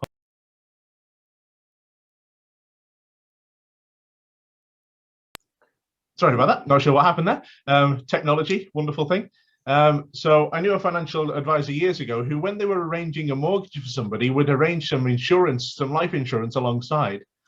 And this is back in the day when we had paper forms, and would get the client to sign a blank insurance application form, bring it back to the office and fill in all of the medical questions and just tick no, no, no, no, no, no, no on behalf of the client to ensure that the insurance was accepted and they got their commission, regardless of whether that would be that would pay out to the client in event of a claim, and things like that do go on.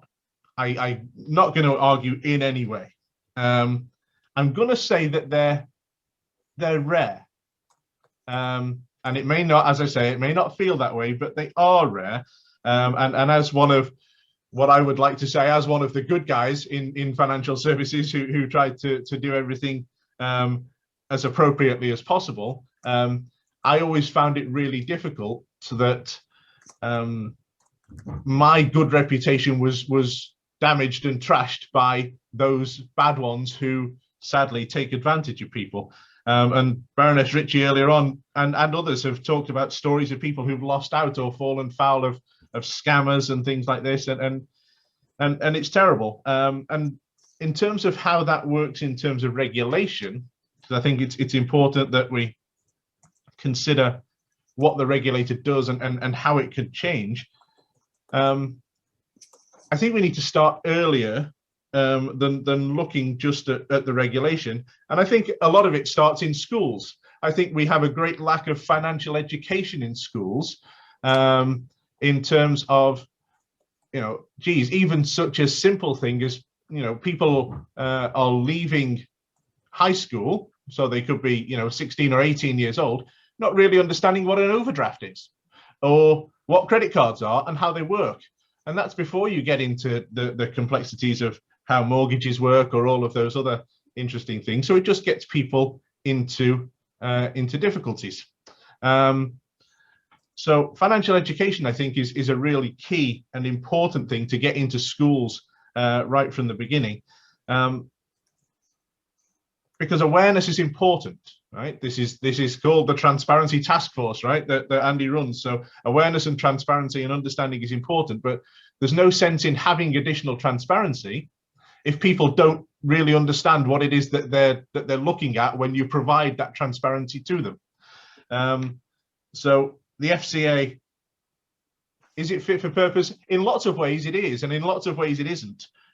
If you go on the FCA register now, and I've just literally done it because it occurred to me, and look up me back at when I was previously authorized, it just says CF30 customer. Now, what use is that to anybody? What does that tell you, right? I am CF is controlled function, and controlled function number 30 customer says I am authorized to deal with customers.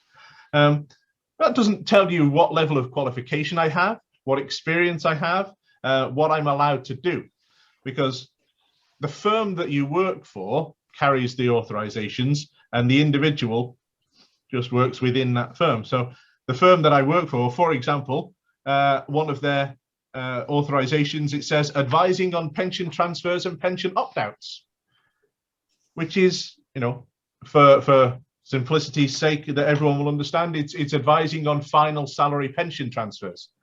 Now, the firm carries that level of authorization. But when you look at all of the advisors that are listed in that firm, they all just say CF30 customer. But that doesn't mean that they're all allowed to advise on pension transfers and pension opt-outs. I held that authorization. A colleague of mine didn't hold that authorization. But if you looked at the FCA register, we both looked exactly the same. So how would the consumer know who is authorized and who isn't authorized? It's really, really difficult. So I completely understand the things that Baroness Ritchie and others have mentioned about people who have fallen foul of scams, but it will fall initially to the question of understanding and awareness, and a real drive for people to ask questions. I think, as I say, financial education is crucial. We need to be questioning everything.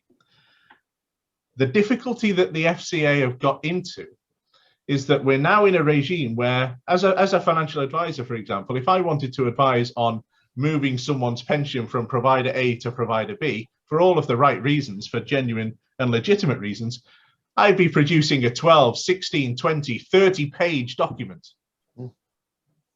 And the value of that document to you, the consumer, is minimal. And the purpose of producing that document is an arse covering on behalf of the advisor, right? It is entirely to ensure that you can't be pursued, that no one can say that you've not followed the right processes. And I saw time and time and time again people who've been poorly advised in the past, lots of times, over and over. A large part of my work was spent in fixing problems that other advisors had thrown up. And it was so difficult to take any action against those previous advisors because they had buried somewhere in their 20-page report, they'd covered their back. You said as a customer, this is what you wanted, with the knowledge that 90% of customers don't read those reports because they're too wordy and they're too legalistic, and they don't make sense to the average man in the street. So lots of poor practice is glossed over by the fact that we are having to produce reports that no one will ever read, and so no one will ever look at and say, well, hold on a minute, I didn't say that. That's not a true reflection of what I wanted, which would have solved the bad advice at the beginning rather than me have to try to fix it 5 years down the line.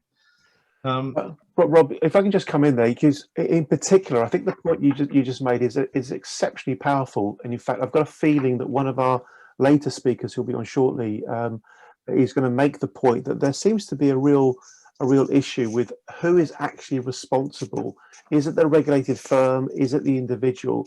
It does seem to be a grey area that enables the dodgy people to get away with it and the good people to just carry this regulatory burden that just doesn't seem to be fair. And I'm so mindful that I think the Financial Services Compensation Scheme bill this year is about £1 billion. £1 billion. It's a huge issue. Rob, any final comments from yourself, Rob, before we move on to our next speaker? Thank you. Yeah, very quickly and very finally, look, we live in a regulatory regime which is a principles-based regulation. You know what? You can't spend principles. You can spend outcomes of what happens, and it's really easy that best principles don't necessarily lead to the best outcomes automatically. They just don't. And I think that we need to have a fundamental shift and say that the outcomes are important. And does the regulator need to change? Well, of course it does. You know, there are 80 plus people on this call who recognize that the regulator needs to change. Does it need fundamental change? Yeah, it probably does. But how wide ranging is that? And I think it was Robin earlier on who used the really important words. And the really important words were unintended consequences.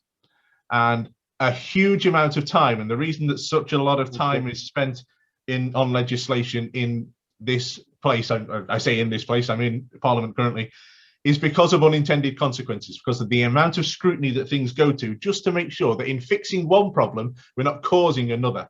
And finally, just to finish, I'm very aware of Baroness Bennett's interesting use of this forum to beat the government a little bit and say that it's appointed by the powerful financial world. The government is appointed by our electoral system, by the people. She says that the Commons is ineffective. Do you know what? We have a bicameral system, and the Lords does a fantastic job. It really does. What most people will be surprised at when lots of people talk about getting rid of the Lords and things like this, I think they do an amazing job. It will surprise everyone to learn that more than 94% of the amendments that are sent back to us from the Lords are adopted. So it's not particularly fair to say that no one listens to the Lords and they put all these amendments down and we just overrule them. 94% of the Lords' amendments are adopted, and very, very quickly. The reason that the domestic abuse bill had huge amounts of people and huge amounts of committees looking at it was because it was groundbreaking legislation that didn't exist before. And to compare that to the Financial Services Bill, which was literally a bill that we will call a continuation bill to make sure that our systems could continue after we left the EU. That was the purpose of the recent Financial Services Bill. So it didn't require as much scrutiny because it was literally just making sure that the EU rules that we previously had were rolled over into our UK structure. So not really fair to compare the two and say that we gave more importance to the domestic abuse than we do to financial regulation. They're very different things, and often comparing two very different things to make a point really diminishes the point that you're trying to make. So thank you, Andy. I know I've spoken for longer than I was supposed to. I do apologize. I could talk about financial services and regulation all day, but appreciate that other people need to. Rob, thank you so much for being with us. It is really, really important that we always take every opportunity we can to make sure we have a balanced perspective. And I think you brought some important, valuable balance here. Rob, thank you so much for sharing your views today, especially your own life experience, having worked there out in the front line, actually being a practitioner. That's a view that really does matter to us, and we're always going to be very interested in what you have to say. Can we all please show our appreciation to Rob Roberts MP? Thank you, folks, very, very much indeed. Okay, we now move to what we call the Just a Minute round. Now, for those of you that don't know BBC Radio 4, they have a programme where they call it the Just a Minute round, where speakers speak for up to 1 minute, never allowed to go beyond that, on whatever they want to say. In the BBC programme, they're not allowed to have deviation, hesitation or repetition. We're not going to be that strict, but the order of speakers is going to be Dr. Shan Turnbull, up to 1 minute. Shan, you can do it. You can do it, Shan. Up to 1 minute. Kevin Nixon, Peter O'Donnell, then Paul Carlier. Dr. Shan Turnbull, please share with us what you'd like to say in up to 1 minute. Thank you very much. Thank you, Andy. Can you hear me? Loud and clear, sir. Okay. I'd like to, the mindset of everybody talking is the regulator. And I want to change the mindset to look at management and governance, that we need a radical reform in management and governance on the basis that prevention is better than regulation. And the problem is that means bottom-up management and governance, which is not taught at any universities. And if the politicians here, if you want to get votes from your citizens, the stakeholders, you want to give them votes as customers to make the regulators accountable to the people that elect you to Parliament. And that's what I'm promoting, stakeholder governance. And I have a short essay on Professor Michael Melly's, the Sheriff of London's webpage on privatising regulation to enrich democracy. And it's all about bottom-up governance. So think about that. Don't think about top-down. You can't do it. Thank you very much, Shan. Perfect timing, sir. Well done. Very impressed. Shan, please do put a link to your work, the panel you've got going on this week, and everything else that you'd like to put a link to in the chat. You're most welcome to do that, sir. And for those of you that didn't figure it out, of course, Shan is one of our Australian members. He's in fact one of the 300 or so Transparency Task Force ambassadors around the world. And let's remind ourselves, folks, that right now we have people from around the world who are part of this conversation. I think it's really, really exciting. Thanks, Shan. We now go to Mr. Kevin Nixon, another Australian. Kevin, up to 1 minute. Please tell us what you'd really like to say. Thank you. Thanks, Andy. 1 minute, here we go. So the violation tracker, as bad as it is, as evil as it is, all that sort of stuff, they are just the cases that have been caught and litigated and gone to process of having a fine levied against them. I think we need to really keep that in mind. Rob mentioned it does tarnish the whole industry. I think it's actually more insidious than that, because yes, it does tarnish the whole industry and there is a confidence issue there. But for the people working in the industry, those good people that come in as graduates, by the time they get to having a family, having a mortgage, etc., the pressure on them to compete and realise the promise of those other people are doing. Now, what are your sales figures? How's your performance going in your division? This is the people we're promoting. Those people we're promoting will do this sort of activity. You need to do that if you want to keep your job. We can't underestimate the impact that cultural impact has on people and why that you might see the outcomes that you do. I think one thing that hasn't been mentioned in this session tonight is the use of technology. Now, we hear that Amazon, Google, all the big tech companies, they know what you're going to buy before you buy it. They know where you're going before you walk out the door. Why can't we use that technology for the regulators? There's been a lot of work in this, and both the UK and the Aussie regulators have little think tanks working on this stuff. But there should be a requirement that they are investing in this. And more than that, there should be a requirement that firms are investing in this. Take a look at what Singapore is doing with their open API. Almost real-time data going from the firm to the regulator, then being managed through cognitive machine learning processes to analyse what's going on. Imagine if we can spot financial malfeasance before it happens, in the same way that big tech knows what T-shirt you're going to buy before you buy it. And the technology is there, but we're stuck in this old world of regulators and their lawyers and we talk about the big banks, we talk about the big insurance companies. The new providers of financial services are virtually completely unregulated. There are going to be horror stories that come out of these groups.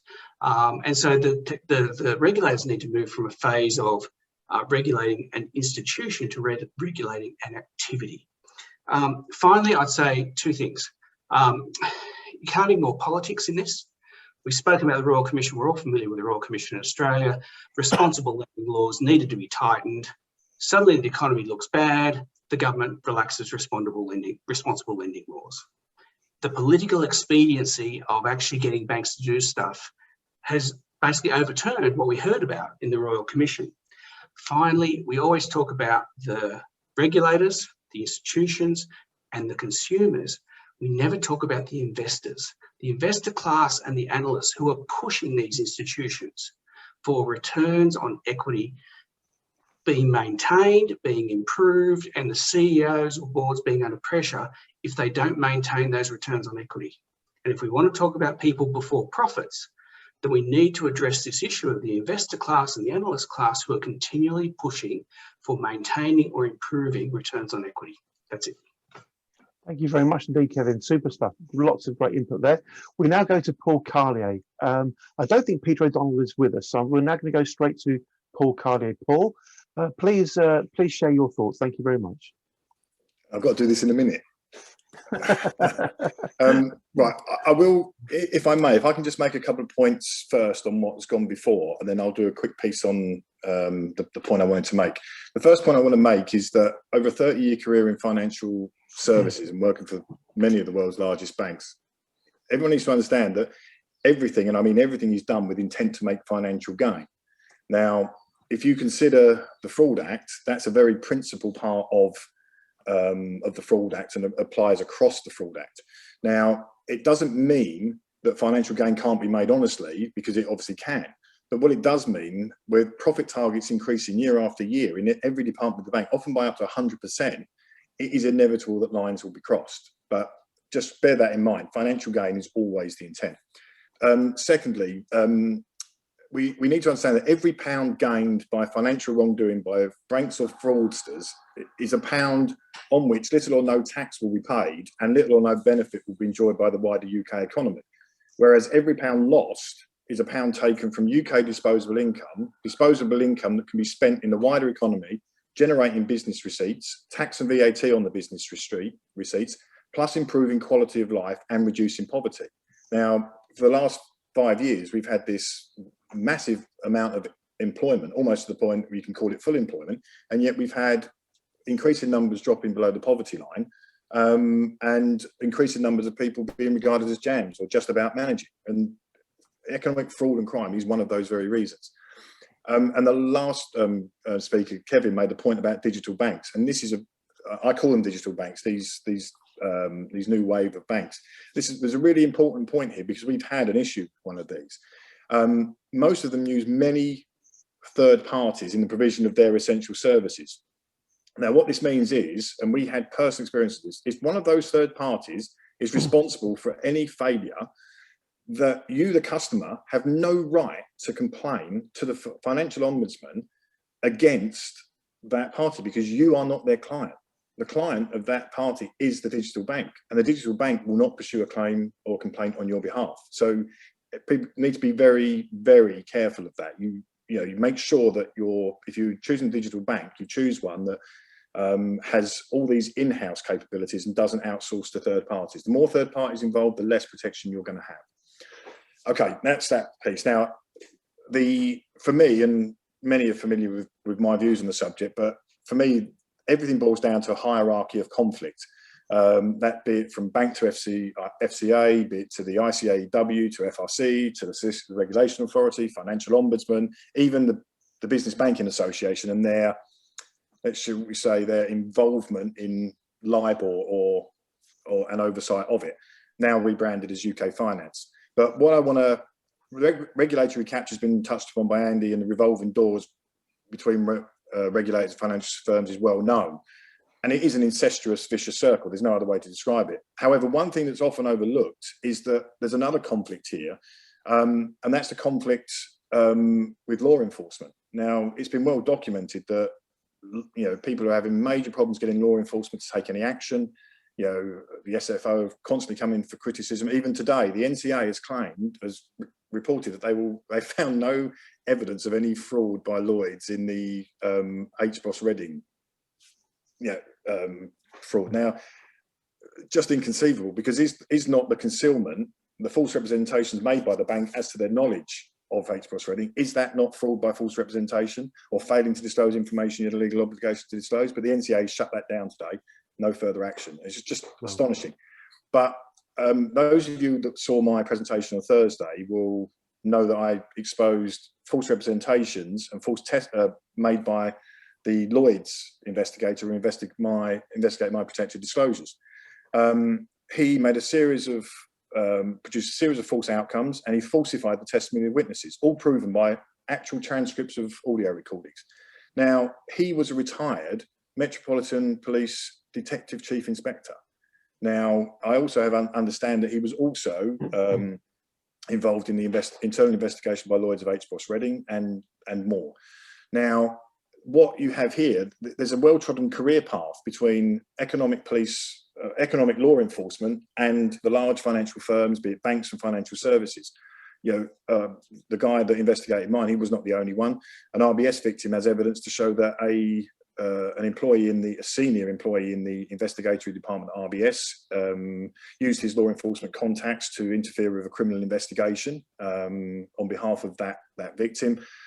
Jeff Staley, the Barclays CEO, he enlisted the support of a former law enforcement employee to hunt and use their contacts to hunt down the identity of a whistleblower. I think he enlisted the contacts in the FBI in the US to try and do this.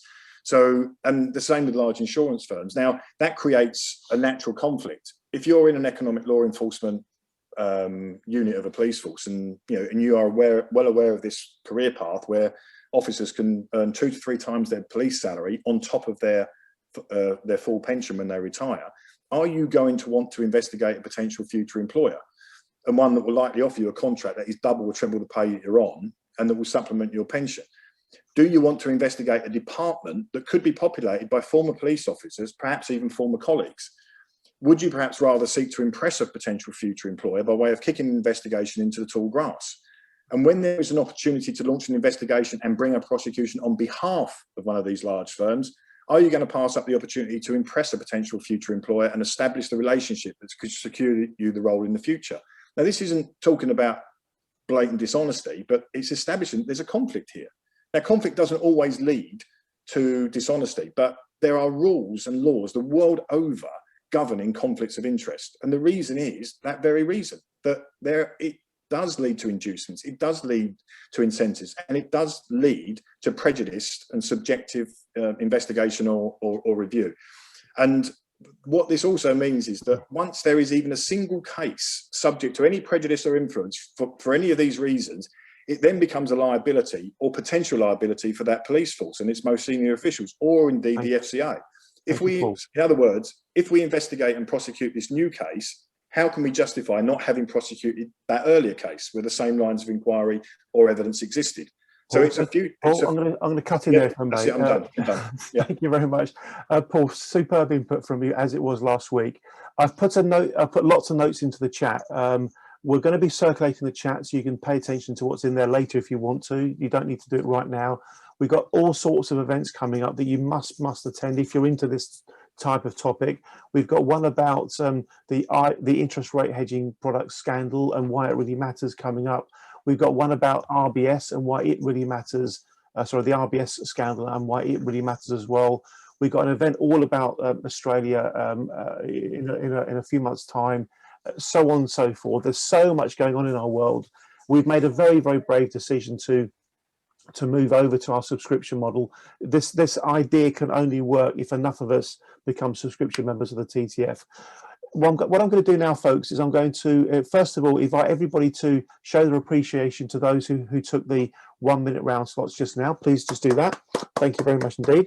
And of course, all of our earlier speakers as well. We had Dr. Shmulo, we had Baroness Bennett, we had Baroness Ritchie, thank you very much. We had Robin Ellison. We've had some superb speakers in the 1 minute round as well. It's been absolutely marvellous. So much content. We could go on for another couple of hours. We won't be going over by 2 hours as we did last week. We'll be wrapping it up formally in just a moment. However, what I am going to do is I'm going to, after a very short 2 minute comfort break, I'm going to keep the channel open for up to another half an hour so that those who want to stay on and continue to share ideas can do so. So what we're going to do now is formally wrap up the session. We're then going to have a 2 minute comfort break. We'll continue recording everything. Be aware of that. The recording's going to stay live all the way through to the end, and then we're going to wrap it up at 1/2 the hour. This Further Transparency Task Force has been an exceptionally important event. It's our first serious attempt to join the hemispheres and have members of the TTF in both the UK and Australia with us at the same time. The topic's a topic that won't go away. Essential ingredients for effective financial services regulation is a topic that we will be coming back to until the job's done.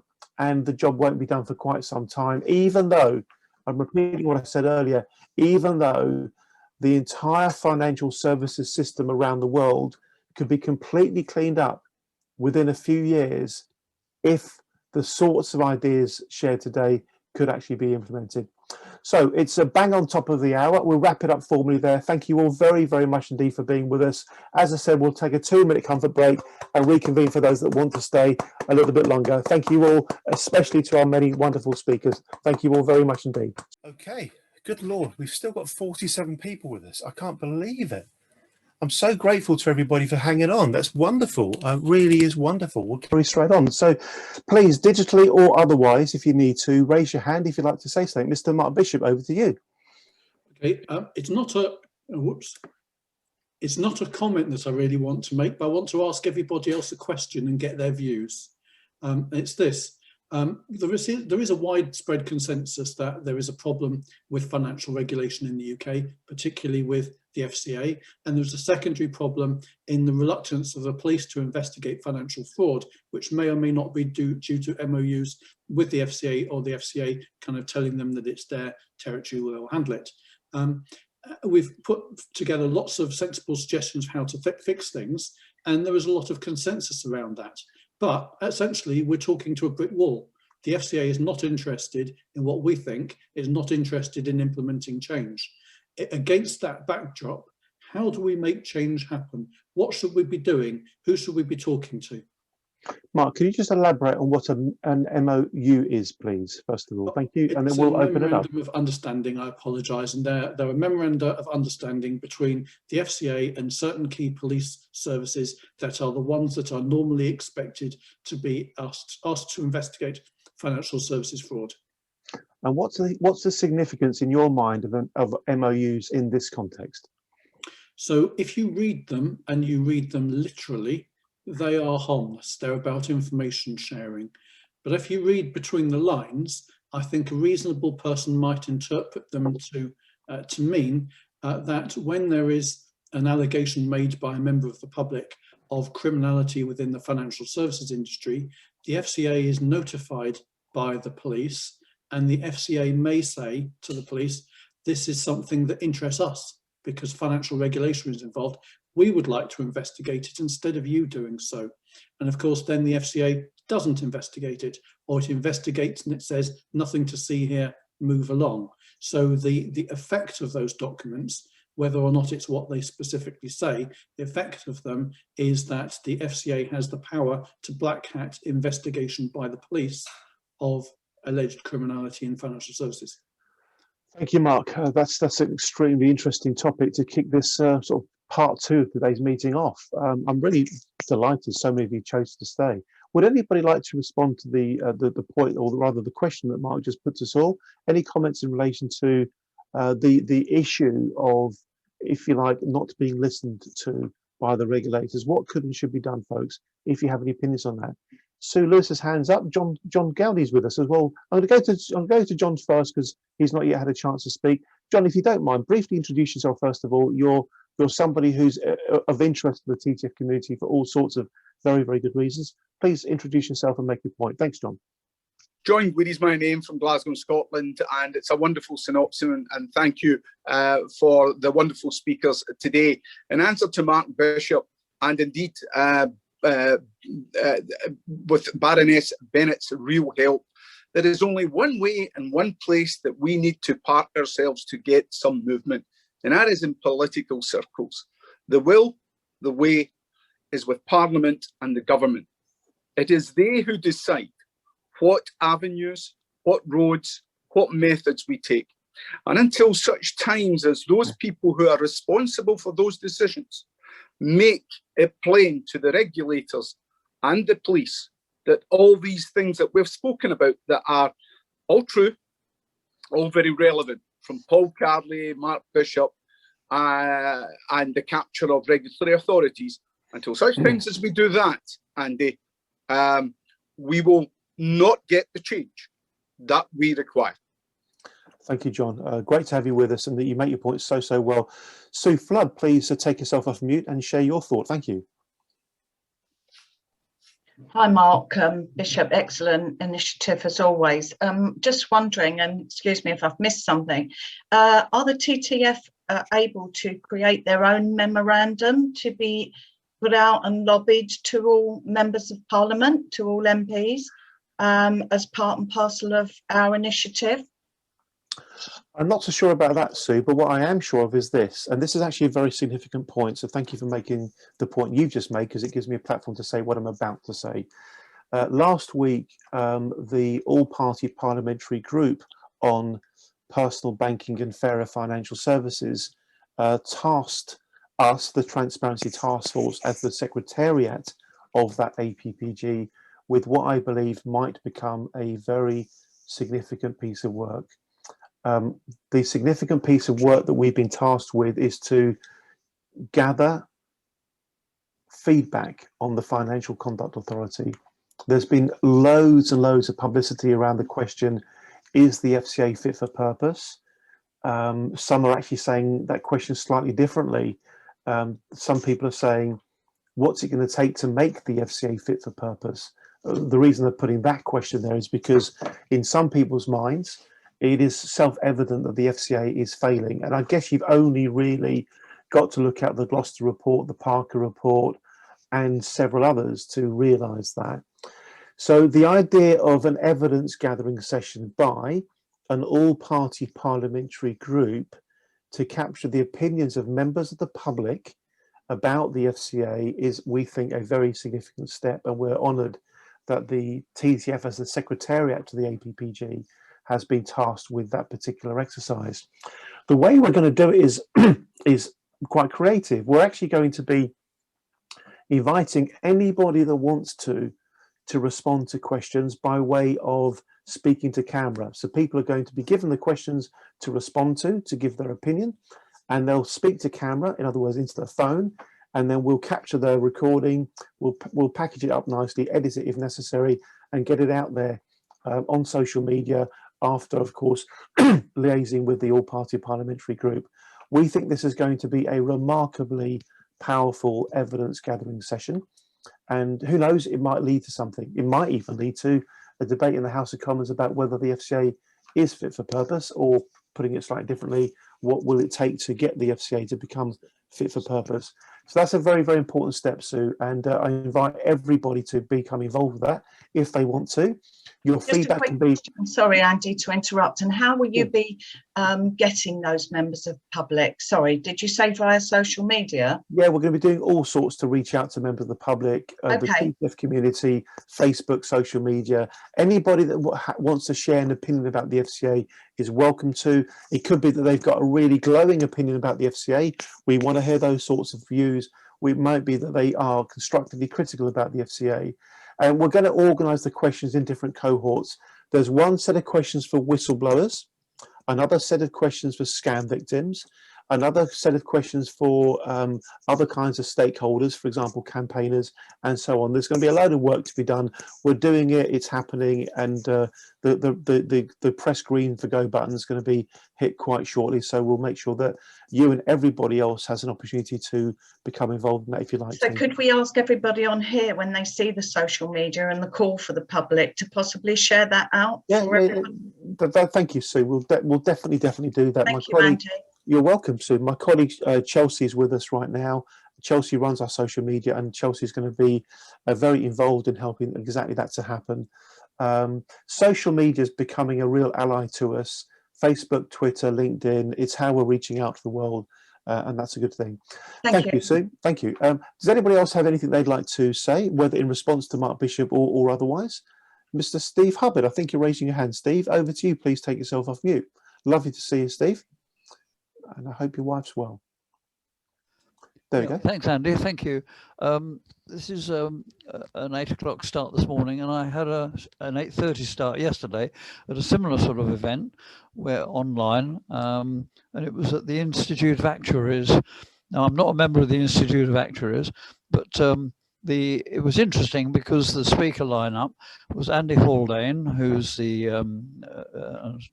assistant chief economist, I think, in the government level, and also Paul Collier and John Kay, who's written a book with Mervyn King, who was just retired, I think, as governor of the Bank of England.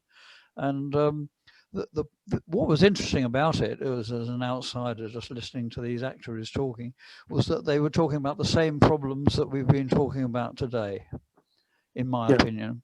Yeah. They were probably emphasizing a bit more the role of governance and the corruption within big banks and big organizations at a senior level. And they were describing how it's done, you know, how one speaker mentioned how very senior CEOs at very large companies will pay $1,000 an hour to legal people to what was used, the phrase was micro, manage a legal defense if push came to shove and things went badly down the pan. Now, that in combination with everything we've heard today about the more sort of granular almost level of problems, the two together are just mind-blowing to me as an outsider coming in. And it just shows how much work the TTF and everybody else has got to do.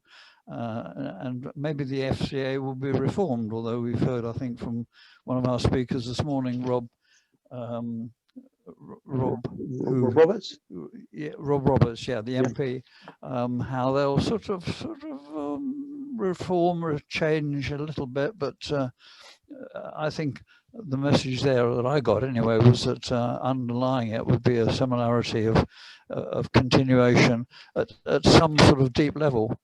And I don't know whether it's politics or what it is, but there was something sort of fundamentally wrong in that, to me, in that you have these discussions with all the senior people here today, a huge amount of expertise and background, and as has been said before, huge an accolade to you, Andy, for getting these people together.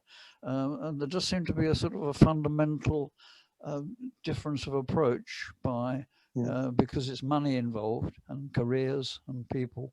And so it's very concerning as to what we can do, I suppose. Thanks, Steve. I think you're right. There is a great deal to be had, and it doesn't surprise me at all, frankly, that there are similar conversations to this in different contexts, because we really do need to build back better. We need a societal ecosystem moving forward that's a lot better than the one that's got us into a rather lot of mess. Thanks, Steve. Thank you. Can I just invite everybody to make sure that your name is correctly shown on the screen? There's one or two of you who definitely aren't the person that is on the screen. So, for example, Elizabeth S. I don't think you are Elizabeth S. I've got a feeling you might not be. So please reply to my note in the chat, Elizabeth S. and let me know who you are, and I'll amend it for you because you might not know how to do it. Thank you. Alex Varley-Winter. Alex Varley-Winter is TTF's official head of media investigations and head of investigative reporting and media relations. Alex, please share your point. Thank you. Yes, so I just wanted to answer Mark Bishop's question in a way, or share some thoughts on it. That basically, because it's about police memorandums of understanding, law enforcement, that the police crime commissioner elections are coming up. So that may be for people who happen to be interested in it, although I don't think it's necessarily TTF's main area. Just to be aware of that, because Anthony Stansfield was so effective at campaigning for change, and perhaps this could be another way of trying to affect culture change in law enforcement towards this issue. So it's something to be engaged with and aware about. Thank you very much indeed, Alex. Lovely. I'm going to draw one or two folks into the conversation. If you're there, you may be away from your screen, you might be making a cup of tea. I'm thinking, for example, Mr. Paul Resnick, who I always love to hear from for all sorts of good reasons, and one or two other folks as well. Paul, if you're there, could you please share with us any thoughts you'd like to make? We know that you're passionate about the financial advisory sector doing its job properly and paying proper attention to suitability around advice. Paul, if you're there, please do take yourself off mute and share with us anything you'd like to say. Thank you. Hi, everybody. From downtown Melbourne. COVID-free for the moment, downtown Melbourne. One of the things that we often fail to pay any attention to is the role of the victim, the customer, the client in the midst of this. And it struck me for a long time that we're trying to regulate external parties without encouraging the customer to participate. One of the ways we might do that is by asking for the customer to give their informed consent to the risks they're taking on in a financial transaction. So at one level, you might be aghast. How could they possibly do that? And the answer would be it would force those offering products to be to an objective level of communication, such that that you could say this was capable of informed consent. So if there are conflicts of interest, if there are excess penalties, if there are high fees, all of those things would be obliged to be disclosed. And the third party could look to say, these were appropriately disclosed. They weren't in 3 point on page 68. They were capable of doing it. So you're creating, if you will, a third party review of communication. And the view is this was capable of informed consent. This got a 9 out of 10 in our transparency scoring algorithm. This one got 3. So you're forcing upon those who are the proponents of opaque communication, that is product providers and intermediaries, an external standard which they are forced to report. That way we're able to complement financial literacy of consumers with an objective mechanism to influence providers. Paul, thank you very much indeed. Paul is absolutely passionate about the idea of proper informed consent, and I'm convinced that if we had more of that within the financial planning, financial advisory space, things would be much, much better than they are.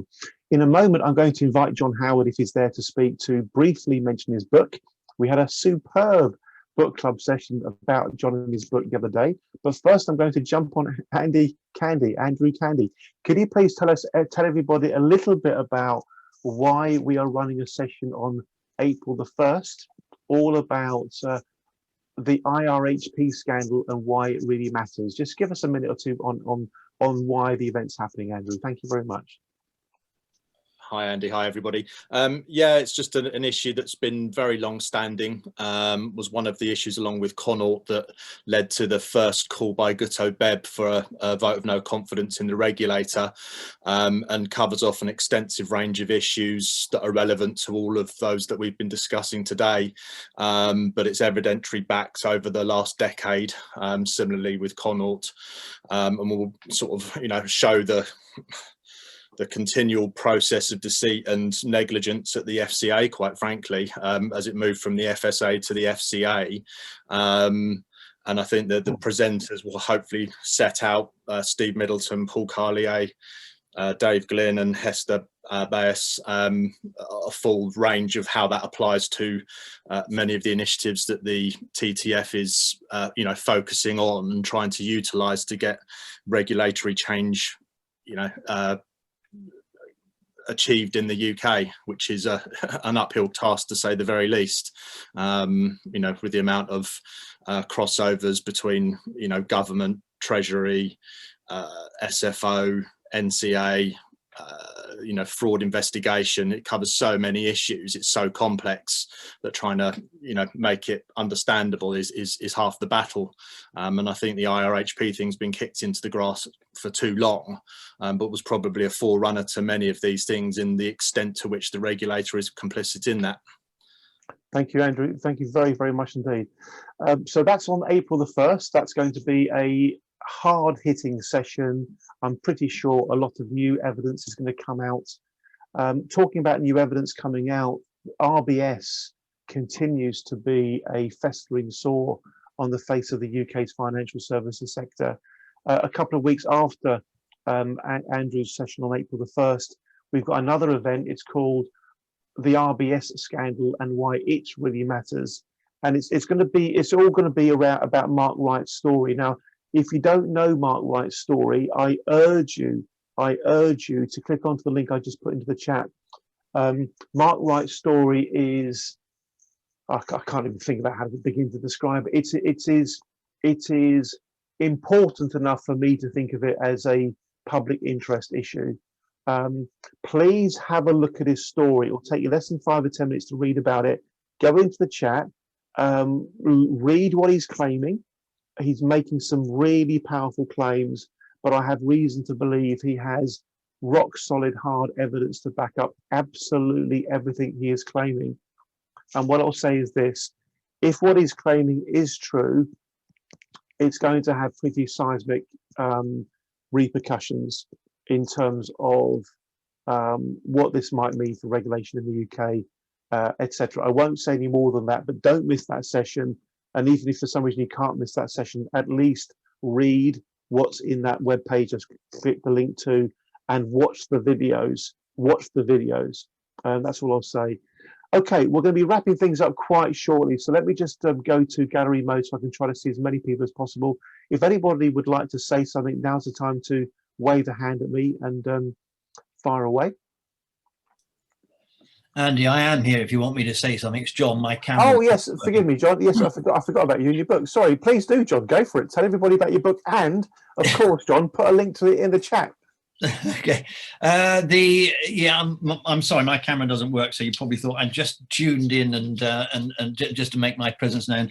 I'm chairing the TTF advisory group, by the way, so we try and keep Andy on track. He's a firecracker and an enormous source of power and dynamism, and so we try and do that. If anyone wants to join the advisory group, let me just say that please get in touch with Andy. We're always pleased to have extra help as far as that's concerned. The subject of today, I think, is very timely.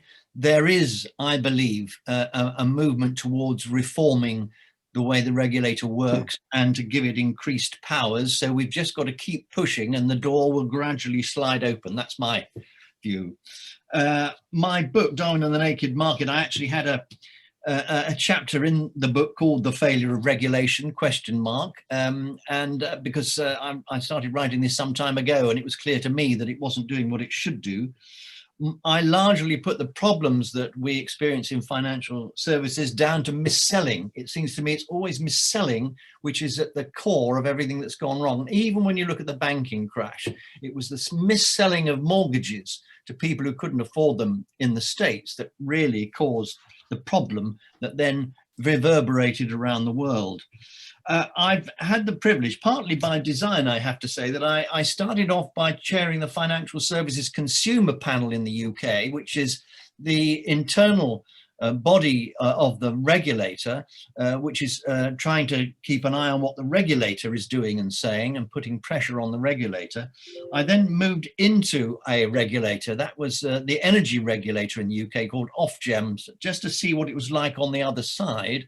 I was on the board of Ofgem. And there are a few things I think that happen which cause the regulator to be less effective than we would all like them to be. The first thing is that they are under-resourced for the amount of issues they have to deal with. The second thing is I think that there's a fear of getting it wrong. The regulator has to be right every time.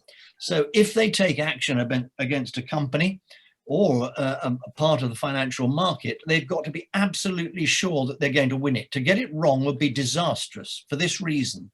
If they get a major court case wrong, if they try and tackle, for example, the British Banking Association or someone like that and take them to task for the way the banks are operating, excuse me, they have to foot the bill for that court case and any damages which might arise out of it.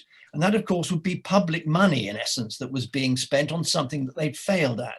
I think the police also have this problem sometimes as well, but it's particularly marked in the regulators. So there's a huge reluctance, I think, to get involved in anything unless they're absolutely clear that they can win the case. I've experienced this myself. We took, when I was on the board of the energy regulator, a number of the energy companies to task for mis-selling. They'd all been doing it because once one company found that it worked, all the others took it up as well and were behaving very badly in the marketplace, telling people that they were going to save money on their energy bills when actually the opposite was true. We had to collect an enormous amount of evidence. I actually sat as one of the judges in the case that came up before the regulator.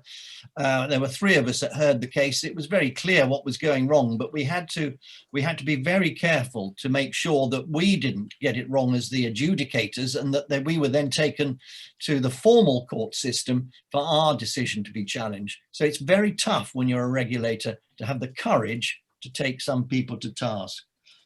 So I think it's very difficult for regulators. We tie their hands to start with by not giving them all the powers and the resources they need. And then secondly, they have to get it right because the court of public opinion would turn on them if they lose a case that they're trying to bring against a financial company or part of the financial services sector. That'll do it from me, Andy, I think. Thank you very much. And thank you, John, for your superb ongoing stewardship of the TTF via the advisory group, helping to keep me on the straight and narrow. Not necessarily the easiest task sometimes, but you know, there's always genuine willingness there to do the best job I possibly can alongside my amazing team. We've got some of our team here today. We've got Alexander with us, who's very often on our sessions, our head of events. We have Bryony Crook. We have Charlotte Ringer. Charlotte's new. She's head of TTF fundraising and outreach. We've got Tina Kenyon, who does an amazing job of keeping it all together. And we've got Chelsea Houghton, who's our head of social media and accounts and this and that and the other. We really do have an amazing team. Could I please invite, and I'm serious here, could I please invite you all to just thank my team for being the brilliant team that they are. They really are absolutely stonkingly good at what they do. I'm indebted to the beyond the call of duty input that they provide. It's superb. Nobody could possibly believe we've already had, I think, 21 symposia this year so far, and it's not even the end of April, end of March. I think we've had approaching something like 800, 900 people through the doors so far this year. We've done 3 formal regulatory consultations. We've done this, we've done that. We're going to be publishing shortly our annual report, which will be a reflection on what we did last year. And it's really long. And the reason it's really long is we did so much. We really have been doing loads and loads of stuff. Folks, I'm going to be closing up the session shortly because we do have to draw a line somewhere. Last Thursday's went on for 2 hours after the formal close, which was amazing. I just can't do that today because I've got other things I just have to go and do. Does anybody have anything they're itching to say before we wrap the session up? Just wave at me if you do. Stan Kings and Nigel Keynes. We'll go to Stan. Stan, we know you and we are very, very supportive of you and your situation. It involves HMRC and all sorts of other things. Could you please make your point as succinctly for me as you can, please, Stan? And we'll carry on doing all we can to help you, sir. Thank you. Take yourself off mute, Stan. You're on mute, Stan. I'll tell you what, while Stan's sorting that out, let's go to Nigel Keynes. Nigel, please introduce yourself and make your point. Thank you. Nigel Keynes, thank you very much for having me on. I just first wanted to say what an excellent presentation from Dr. Andy Schmulow earlier on. Schmulow. And I thought his focus was just right, especially on individual accountability.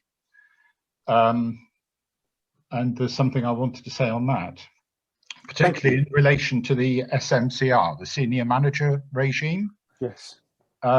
Which has been operational for a few years now, but in fact seems to be completely useless and invisible in practical terms. So I have a suggestion that the TTF might possibly want to pursue, and that is that the banks, the CEO of the banks could be written to and ask if they would introduce on all correspondence to customers the name of the senior manager responsible for their account, who at the moment is being kept a big secret by all the banks, so that there can be individual accountability by that senior manager. Otherwise, it's a completely pointless process, and there's no way of pursuing that. We don't need to go through new regulation. We have this regulation. The bank CEOs can indicate straight away whether they'd like to align themselves with this initiative just by saying yes or no and putting it into operation immediately. Thank you very much indeed. Nigel, can I please invite you to pop me an email with a paragraph or two elaborating on that idea? It could be something which is of real interest to me. I'm very grateful to you, sir, for raising it. Does anybody else have anything they're itching to say before we wrap the session up? Stan Kings, please try and get yourself off mute, and I'll be delighted to hear from you. But I can only hear from you. You're still on mute, Stan.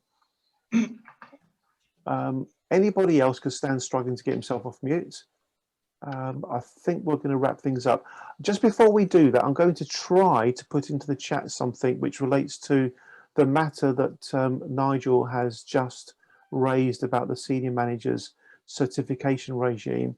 I'm going to give you a link, folks, to the web page of an organisation called Corruption UK.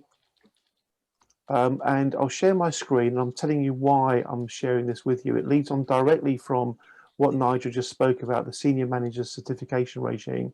So I've just put a link to this in the chat. There's a video of Mark Wright, Steve Middleton and Nicholas Wilson talking about this topic, how banks evade senior manager certification regime liability. I encourage you all to watch it, please. There's the link, you click onto that and watch it. What it basically says is the banks have found a way, it would appear, allegedly, to get around the senior manager certification regime. And if what is said in that video is true, I think it is a major problem. Because going back to what I said at the start of the session, you know, when I talked to everybody about the fact that there were 10,000 suicides as a consequence of the global financial crisis, and we all know what caused global financial crisis, it was misconduct, malfeasance. No, it was not, Andy. No, it wasn't. But with all due respect, just bear with me, okay? Bear with me. You'll have your say another time if you want to, but we haven't got time to elaborate the point in any significant detail now. In my opinion, the financial crisis was caused by malpractice, misconduct, mis-selling in the financial services sector. And in my opinion, supported by the evidence from Oxford University, around 10,000 people killed themselves as a consequence of the global financial crisis. And in my opinion, the single biggest regulatory reform in response to the global financial crisis was the introduction in the UK of the senior manager certification regime. But we find ourselves asking some very, very important questions. One important question we find ourselves asking is, why is it that apparently the senior manager certification regime, which is essentially the spearhead of the regulatory response to the global financial crisis in the UK, why is it that it has never been used? There, some people are reporting that it has been used once. I believe that that may not be the case. I believe it may actually be the case that it's not actually been used once. Why has the Financial Conduct Authority failed to use the bullet in the gun, going back to what Dr. Shmuley was saying, that it was loaded with in direct consequence to the global financial crisis? And over and above that, have the banks actually found a way to get around it? And if they have found a way to get around it, what should we do? I'll leave all those thoughts with you, folks. I appreciate this. We don't all agree about everything. In a way, that doesn't matter, because what does matter is that we define what we do agree on. And I think that what we all agree on is that we need a regulatory framework that works, that protects consumers, that keeps the market safe, and we're a long way away from that. We'll wrap it up there, folks. Thank you so much for your attendance. It's been a very special Transparency Task Force event because we've brought together people from quite literally right around the world. I recognise there's so much more that people want to say. Turn up at the next one, April the 1st, interest rate hedging products, mis-selling scandal, why it really matters. On that note, I'll bid you all a very good rest of your day, rest of your morning. Thanks everybody for superb input. Thank you very much indeed. Well done, folks. Well done. Super stuff.